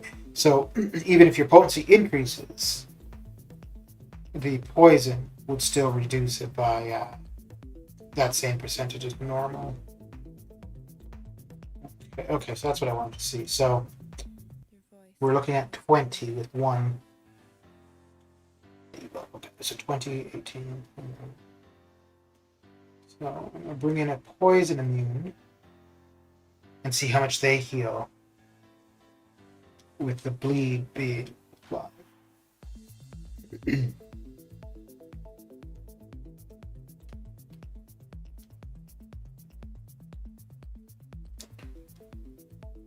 So CGR with just the poison was healing 20. Let's see what. No. Let's see what Captain Marvel is for.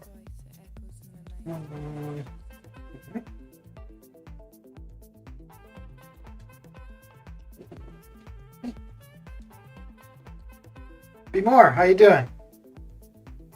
How's your day coming along?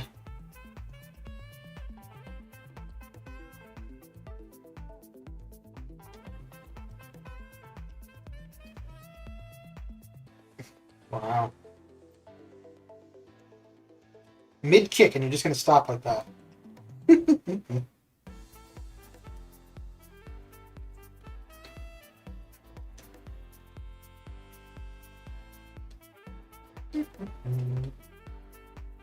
Okay, so we got about another 100,000 points to put up here, and then we have achieved what we wanted. So, ooh, 52. Okay.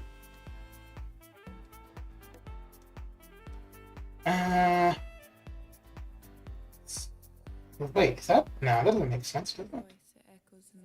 That would be more than half. Huh. Because if she's healing 50 and CGR was healing 20, that's more than half. Xander, how you doing? How's your evening coming along?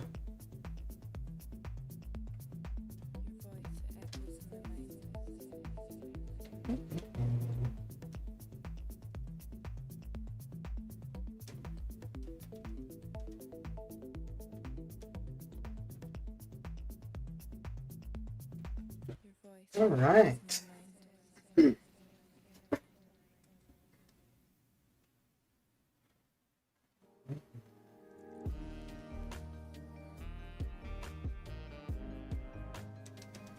So we're almost where we want to be. Good practicing for a solo on Abyss Luke. You're still going at it, are you? Very good. You were streaming that a while ago, right? Like a week or two ago? How close are you getting?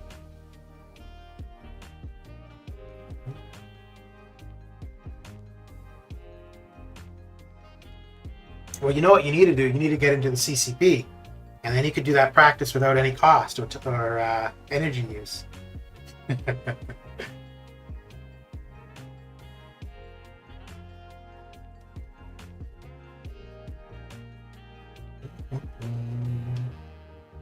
Are you trying different options, or are you trying it with the same option all the time?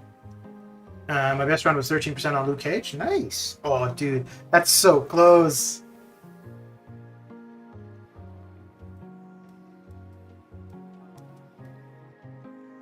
On a good run, I could take off about half. Nice. Not too bad. Not too bad.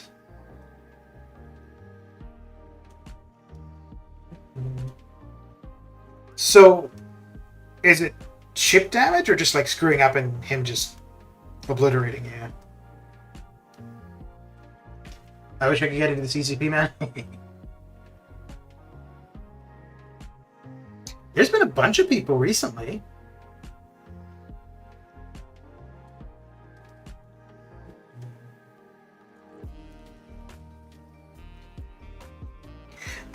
You know what? I'm kind of wondering if they've realized that,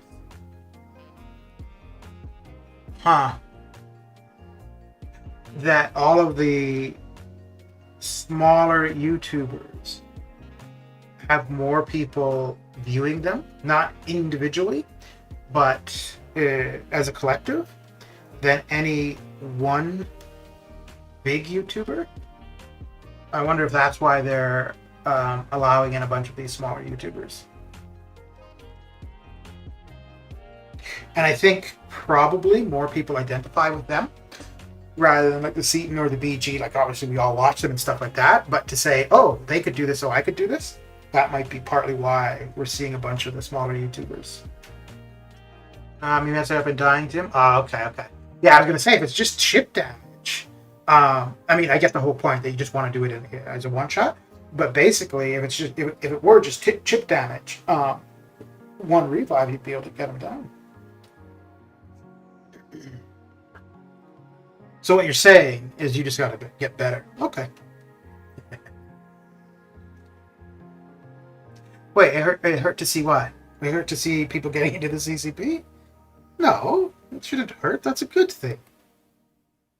Because the more people they are letting in, then the better chances for, maybe not, because maybe the more people they let in, the less likely they are for other people.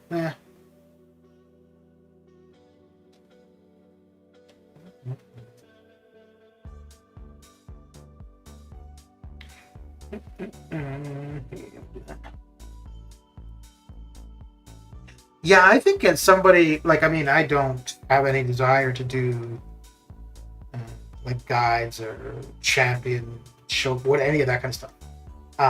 But I think for anybody who does like doing that kind of stuff, like regardless of the content creation, well, I guess that is the content creation, but just having that ability to go in and try different things, right, at no cost, just a matter of time, that's pretty cool. Now the CCP, I'm still happy for all of them.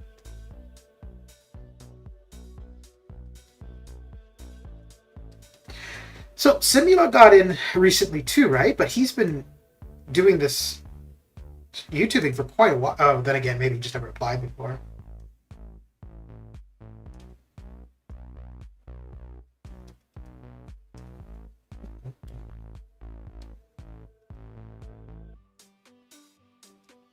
Oh, it hurt to see Luke Cage at 30. Yeah, I bet, eh?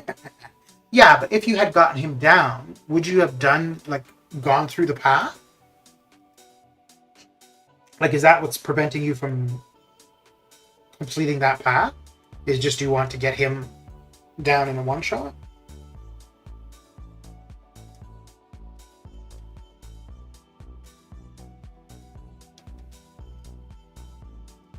Well, hey, at least you're going to be all set if we see him in Summer of Pain. Conclusion, I need to rank up Angela. Yeah. Well, yeah, because she'd be good for incursions, potential for event quests.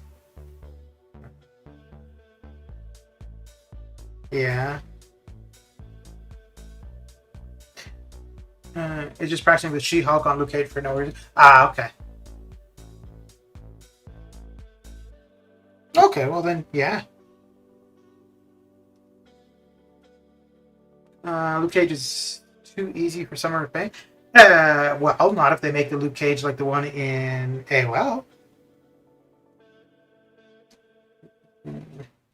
It's not the champion necessarily, it's the nodes, right? Because you could say the same thing about, well, shit, any of them so far. None of the champions are difficult. It was the nodes that made them difficult. Although, I think for the most part, it was only one node that actually made it hard. So, like, for Rogue, it was the Unstoppable. You take that off, would have been really easy. For Sinister... Wait, actually, Sinister wasn't too bad. For Mysterio, I think it's Matador. You take that off, that's... Yeah, quite an easy fight, so... Wait, what was it for Sinister that made him difficult? Oh, the shock. Luke just goes unstoppable. He has a ton of health. LL though, and they aren't gonna give him that much health. And yeah,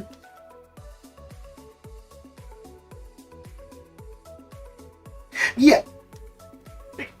No, so all I'm saying is, so if you do like the AOL fight, and then they add some other node to him, I don't know what node they'd add, but that's what would make it difficult.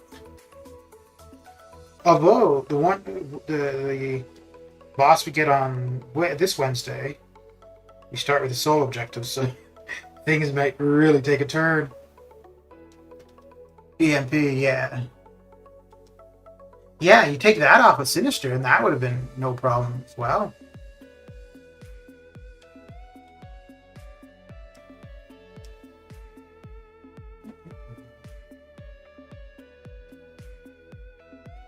I don't know what I'm going to do when I get to one where I don't have, like, the best... Well, yeah, for me, the best counter. Because, like...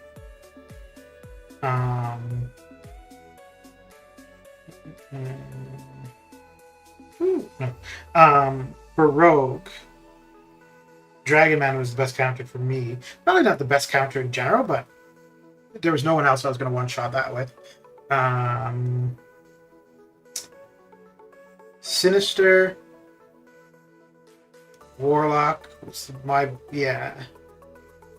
And then I-Bomb for Mysterio.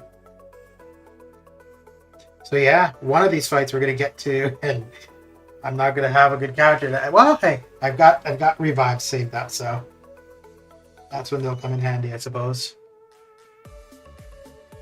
I need to be farming health pots, though.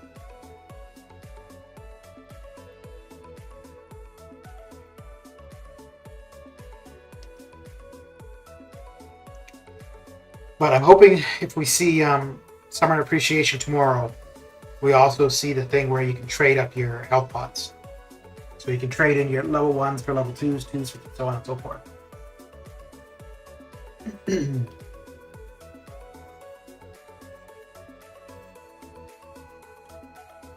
The very first time we had that, it was pretty good because there was no limit.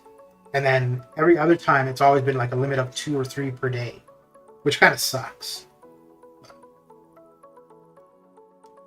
And it really sucked because the first time we had it, I had just like a day before, I used a bunch of L1 health pots because I had so many in overflow. Oh, bad. That pissed me off.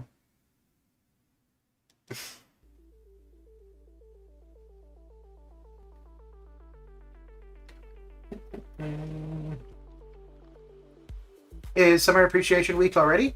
I think it's going to be out to... I think it's going to be either with the update tomorrow or Wednesday. But it could be not until August. So, because the first 2... Oh, crap. Let me see here.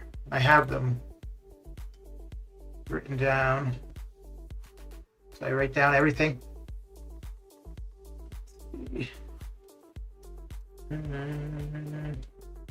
All right, watch out. It's going to get bright. It's going to get bright. I guess I'm just preaching how much I spent last weekend. No, they appreciate it, but they're like, sucker. We ain't giving you nothing for it. So here they are. Oh, I guess I need to make that a little bit bigger.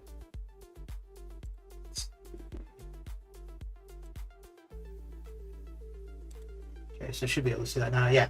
So the first one, the first summoner appreciation was 23rd of August in 2016, then the 5th of June, then the 24th of August, and then 1st of July, 2nd of July. So yeah. And I think the 1st and 2nd of July, I think both of those were the day of the update. Let me see.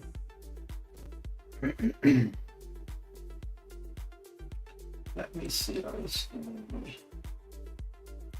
Okay, so last year. Oh. Last year was the 2nd, right? I just had that sheet up. Let's see. So. Yeah, okay, so last year was the 2nd, which was the day after the new EQ. And then 2019 was on the 1st, which was the Monday. I think we'll see it tomorrow.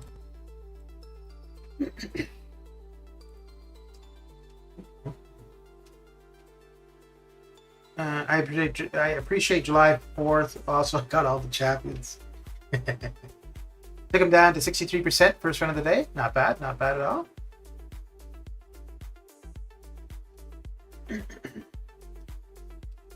Have you been able to solo the Iron Man Infinity War fight? Because I mean that one's more accessible, just because you don't have to do a fight to get there. And the Thing fight, I don't think is soloable, right? Just because the amount of hits that you do, I don't think you get the... No, yeah, you could. Never mind. How are you surviving with no alliance, Andrew? I'm running out of T1A and T4B. How are you running out of T1A and T4B? There's arenas for that. Come on now. My goodness. Well, Xander's just good enough. He don't need no alliance.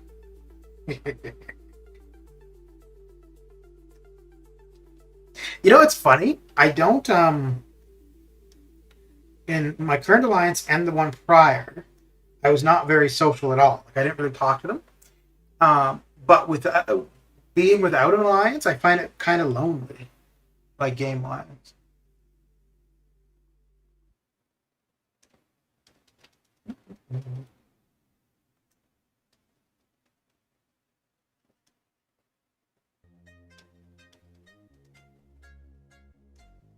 Oh, no, it's not enough in 1 week, but you continually have those arenas. I wasn't doing many rank up at first, but now I'm running out. The arena gives like 2T and 3T T1A. Yeah, but if you're... Yeah, it's just a matter of managing resources, though.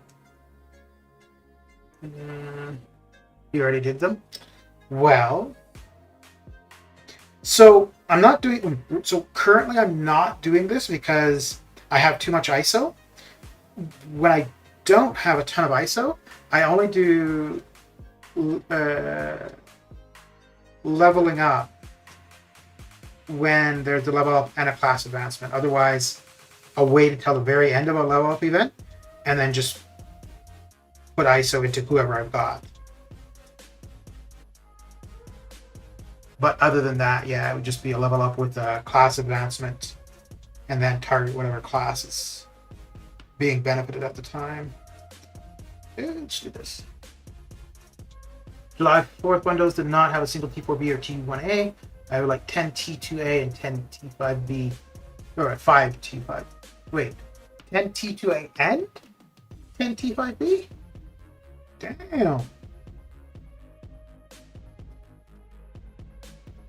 I think I have 3 T2A in overflow.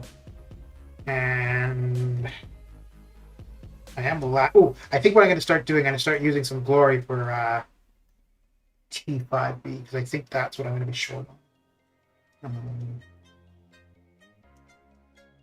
Yeah.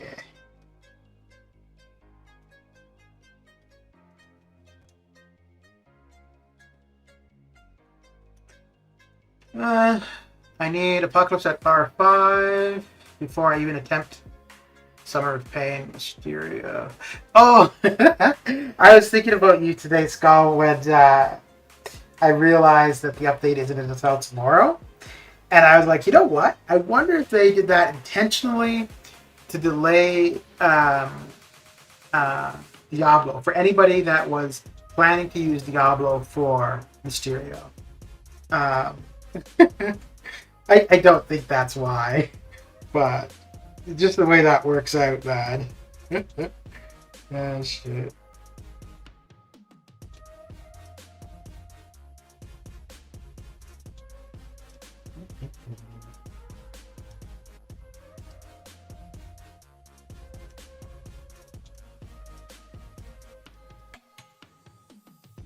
Oh, I was so close to that L2. Actually, I thought I had the second bar of power. I have too much T2A in overflow. If I can't rank up someone with T2A, it's going to expire. Ooh. Well, you could always take a 5-star to rank 4. And you don't need... You would only need T4B.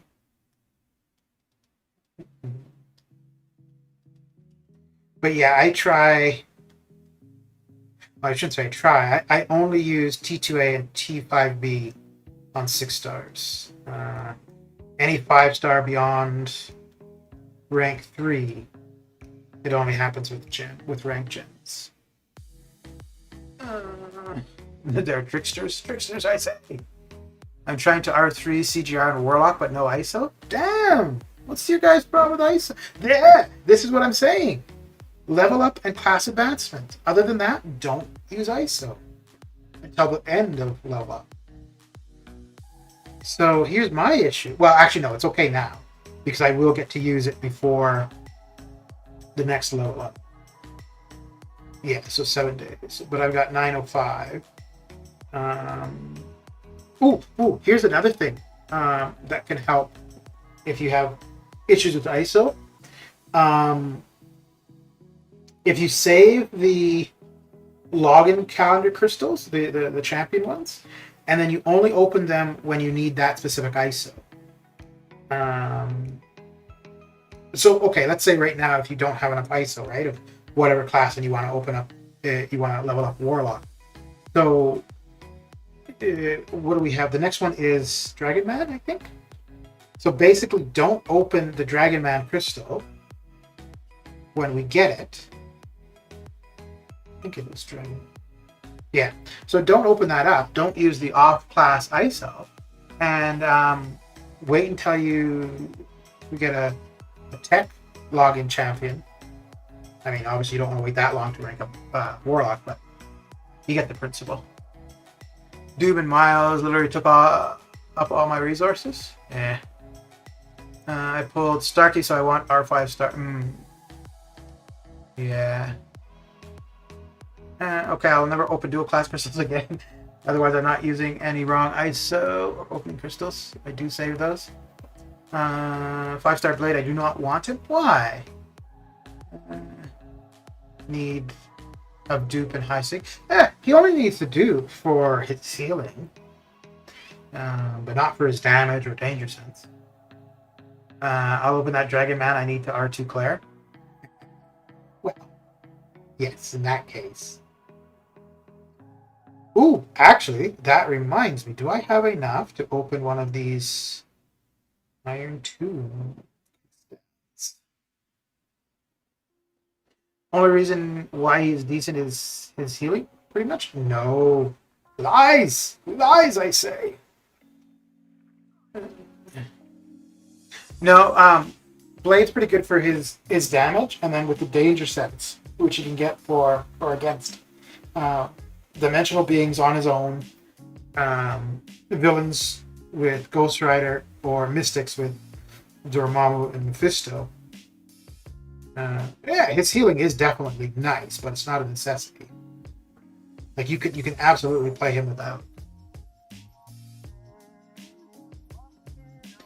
Is there a reason Blade? Yeah, no, got a push uncollected this week. You got him as a maxed 4-star? Okay. Mr. Richard, how you doing? I'm just thinking, so I used Blade for the 5-4 Ultron. I don't know. No, I did rely on the healing. I did rely on the healing for that fight. Without the healing, I would have not gotten that down. And the reason for that is I started that fight, I got slapped in the face a whole bunch right away. It did not look like things were going to go well, but I was able to heal up and finish that off. So, for me, for that specific fight, it was his healing. But that is not what makes him so good. It adds to it, for sure. My roster is nuts for not being uncollected. Nice. Back in 2017, he used Blade for literally everything. Yeah, and I mean, I think he had the biggest impact on the game, more so than any other champion, right? Because one, we had characters come out who should have been a certain hashtag who were something different. Two, we had an entire season of war where everybody was bleed immune. The only reason for that was because of Blade.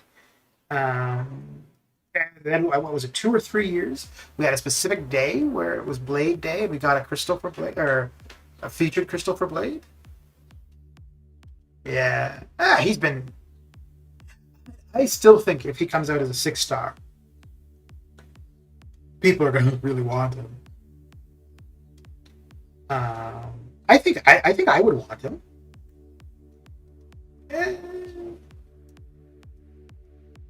Yeah, if I had him as like in a Nexus, I would pick him probably over quite a few others. You still can't get uncollected? Oh, why not?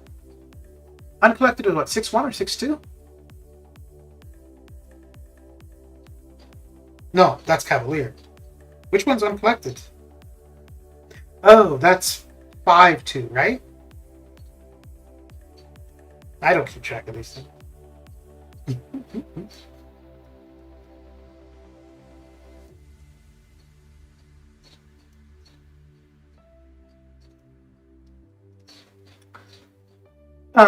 They made everyone bleed immune, but Blade was strong enough that it didn't matter. It really hurt champs like Gwenpool and Archangel. I know, dude. That season of War was so stupid. It pissed me off. Who should I R4 first? Red Mags or Mole Man? It's mostly so I can cheese first variant, and both are good. Are so good for variant 6. The first variant. But the thing is, well, okay, yeah, I guess because if you want either of them for the first chapter, because they're only applicable to the first chapter. Well, Mole Man's going to be good across the board. Magneto's just going to be, well, he's good too, but he's going to be like super good for metal champions, which there are quite a few. You meant your first variant completion. Oh, okay. I used Magneto, but that was also before Mole Man had been changed, so I didn't even consider him for variant 6.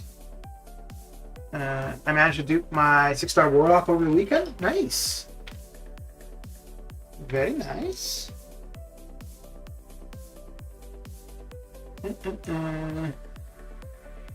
Blade Wars lasted a few seasons. Back then, a season was also like, yeah, it's true. Yeah, I think there's been a few dominant characters in this game, and Blade has definitely been one of them. Scarlet Witch was one. Oh, I guess she is somebody else that had a big impact, because LOL, I think, pretty much had Limber because of her. And I don't know, maybe I don't know if the damage cap was because of her necessarily, but I think Limber was because of her. Ghost and Quake have been pretty dominant for quite a while. I don't think Corvus was ever...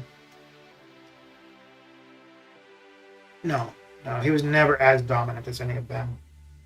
And Aegon is really only dominant for where you use him. Outside of AOL, LOL, yeah, he's not going to be your go-to.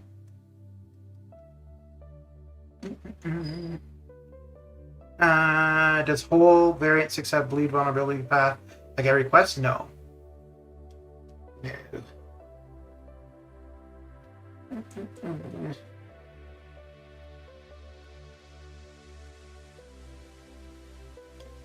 Let me think. So, who did I... So variant 6 is the villain one, right? Yeah, because what we've got currently is 7, which is the hero. Yeah. Then I'll do red mags most likely. Yeah, and that's what I was going to say. I think for that one, who did I use? I used Ghost a fair bit, Venom, Doom, and Magneto. I used Omega Red, like for maybe 3 fights, but I think pretty much everything else with the ones that I just listed. And Magneto I used a fair bit, so. But like I said, at the time, Mole Man had not been buffed, so I don't know how good he would have been.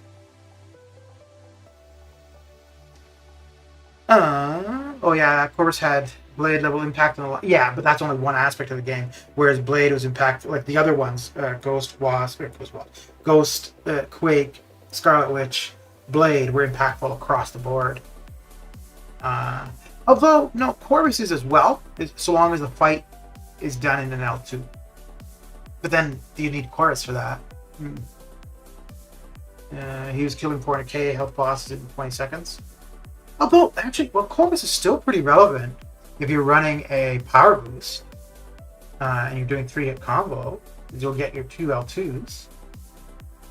Alright, I need to head out. Take care. So, alright, Spell, have a good one. Thanks for coming and hanging out. I could build a pretty strong team for Variant 6, I guess. Yeah. Good fun talking about Angela. Yeah, I was interested to see how that works out, actually. With the synergy and stuff. I guess it really doesn't matter. Yeah, we'll do that.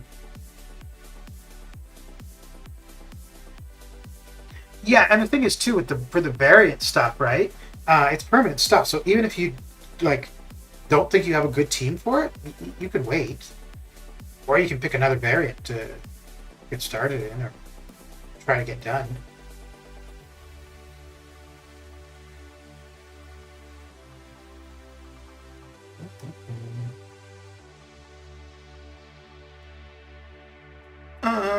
They changed how the power boosts work because of Corvus. Oh, really?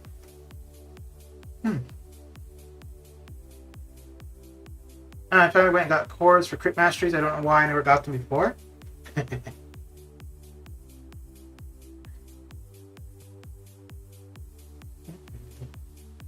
Well, for Corvus, it's only the crit damage one that you'd want, right? Because he's already going to crit regardless. So you don't need the... Which I have no idea. But you don't need the one that increases his chance to crit. For him. Well, him and Ghost while she's phased.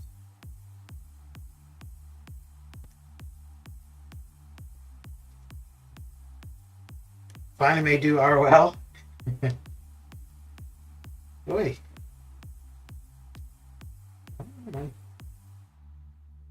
Dude, just stop and let me hit you. Come on. That's not it. Okay. There we go. Since most of our Colossus kills our opponents 75 to 100 hits. Alright. Let's see what we got going. So we got another 70,000 to go.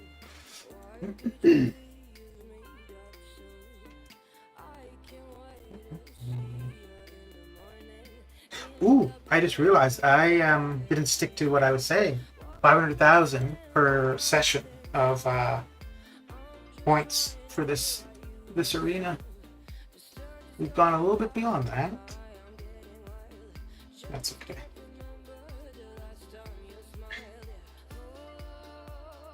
Oh, and we're going to relog. Yeah. It's crazy how many people are good with Ghost and Quake now. Back then it was a small group of players who used those champions.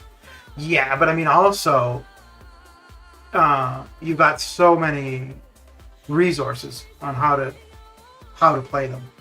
And so that's one. And then also because they're applicable to so much stuff, so once you get them you want to make sure you can utilize them. So I still don't know what is the best synergy team for him, because Warlock and Sunspot synergy is also very good for Colossus. I don't think I've ever used Ghost. Well, you're missing if you have her and you're not using her. She's I don't think she's too hard to learn. Well, no, to play her like well, raw. No, because the concept is still pretty straightforward. But to play her well, like to get your heavies in, so you've got the Furies, blah blah blah. That could be difficult. But I don't think that just the phasing. Maybe it's kind of hard to wrap your head around, like letting them hit you. She needs her dupe to be chi superior. No, she doesn't need her dupe. Her dupe just makes her faster. Yeah, that's all it does. It makes her. It's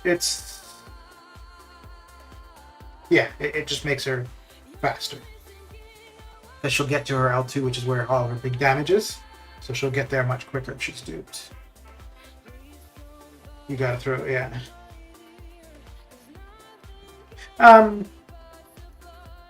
If it's a short fight, the dupe is actually irrelevant, because you could just do phase hit once, and it's a guaranteed crit while she's phased, so you're gonna just do a bunch of damage.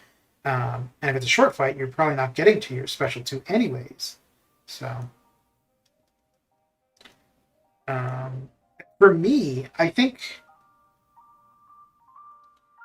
the only reason I would awaken my 6-star is if I'm going to go for a Legends run. Outside of that, I don't need her awakened. It would definitely be nice. It would make things go quicker.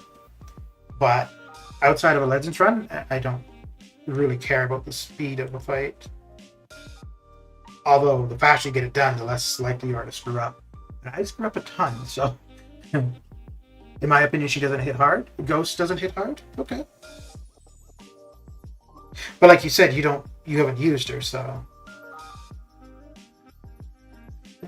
I think, was it Ghost or Corvus? I can't remember. I think it was one of those two, where somebody had a video of them doing 10 million damage. So I would say that's a little bit harder. But if it was Ghost. If you know how to get the most power out of Ghost's phasing, you can get L2s very, very quick. Yeah. Yeah, you want to let them hit you a few times. Well, not hit you, but get into your phase.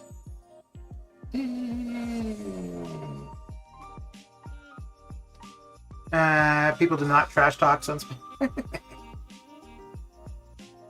Mr. Doom, how you doing? I'm doing all right. I'm doing okay.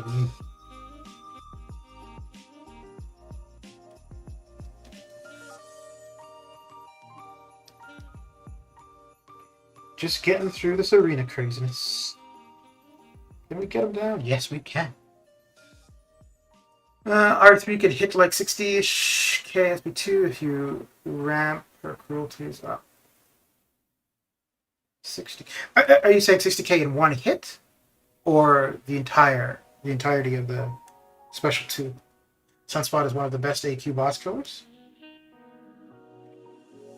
Who's speaking poorly of Sunspot? You got to do something about that, Aaron. You can't let that stand, man.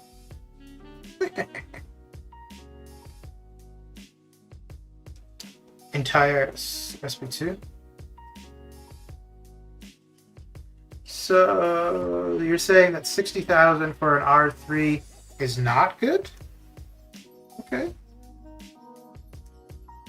Okay. There's R5s that don't do 60k on their L2s.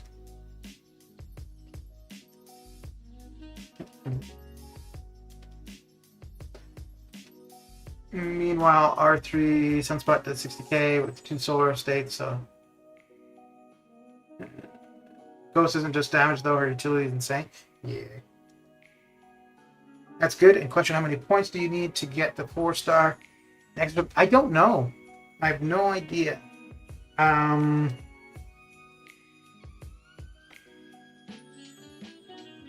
So I always do just 4.4.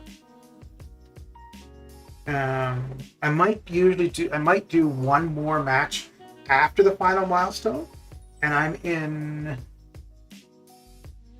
the 1 to 10%, which I think is where everybody would be. You're getting that.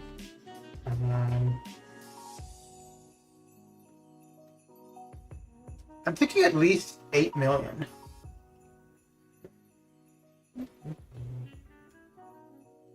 I have no idea why I'm thinking at least 8 million. But I have a feeling it will be double the final milestone.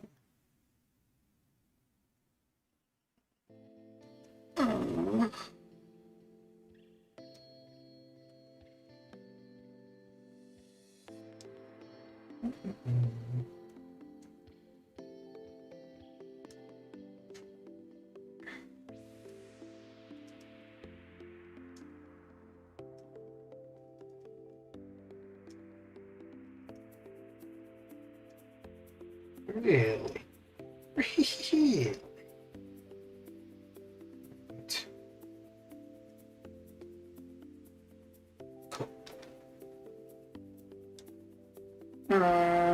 Should be one of not the best Bane counter for Ghost.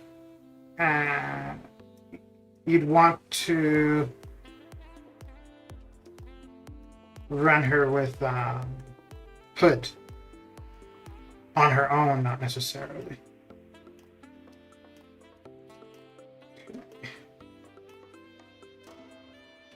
Oh, I think I see what you're saying because of the phasing. So yeah, okay. But yeah, if you with Hood anyways, but then you would take the damage. She doesn't need Wasp. Wasp makes her easier, but it's you don't need her. But for somebody like myself who's not very good and kind of lazy, yes. But for somebody who's good with her, no.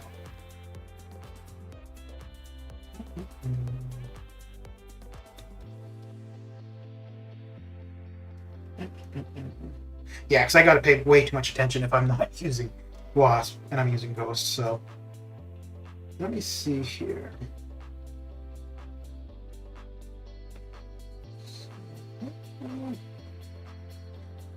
So it's the top 1 to 500. Yeah, there's no way to tell what place. Right? I don't think.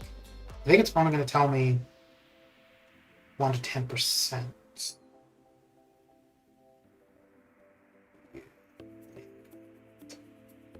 But this is the one that for the last little while, it's all these bots, eh? It's crazy. So you just need to find out what these bots are putting up, and that will tell you. Wow, it's like the first 100, eh? Are all bots. That's nuts. That's crazy. No, pretty much the first 150. Yeah, so if it's the top 500, maybe 6 million? But I think maybe more points than it's worth. Which might be why you see so many bots. Because I think most people are probably just finishing off the last milestone. That's about it. Okay, well, that is going to be it. I use Ghost without Wasp for the longest. Because 5-star Wasp still doesn't want to be in my roster. Aww.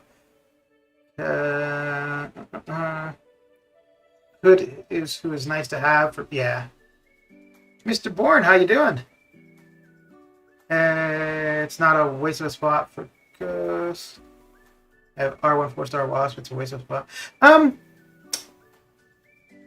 No, it's not a waste. It's just, like I said, at least for me, being not, like, really good and being lazy. If I was better and not lazy, then yeah, Wasp is irrelevant. Oh, but the thing is, too, if you want to take advantage of the, what's it called, Quantum Trilogy, with Wasp, Ant-Man, and Ghost, well, then you would have to have Wasp on the team. But anyways, that is it for me. See if we go. Oh, we got nobody going. Okay. Okay. That doesn't happen too often. But yeah, that's it for me. But thanks for coming and hanging out. And I will catch you guys later. Take care.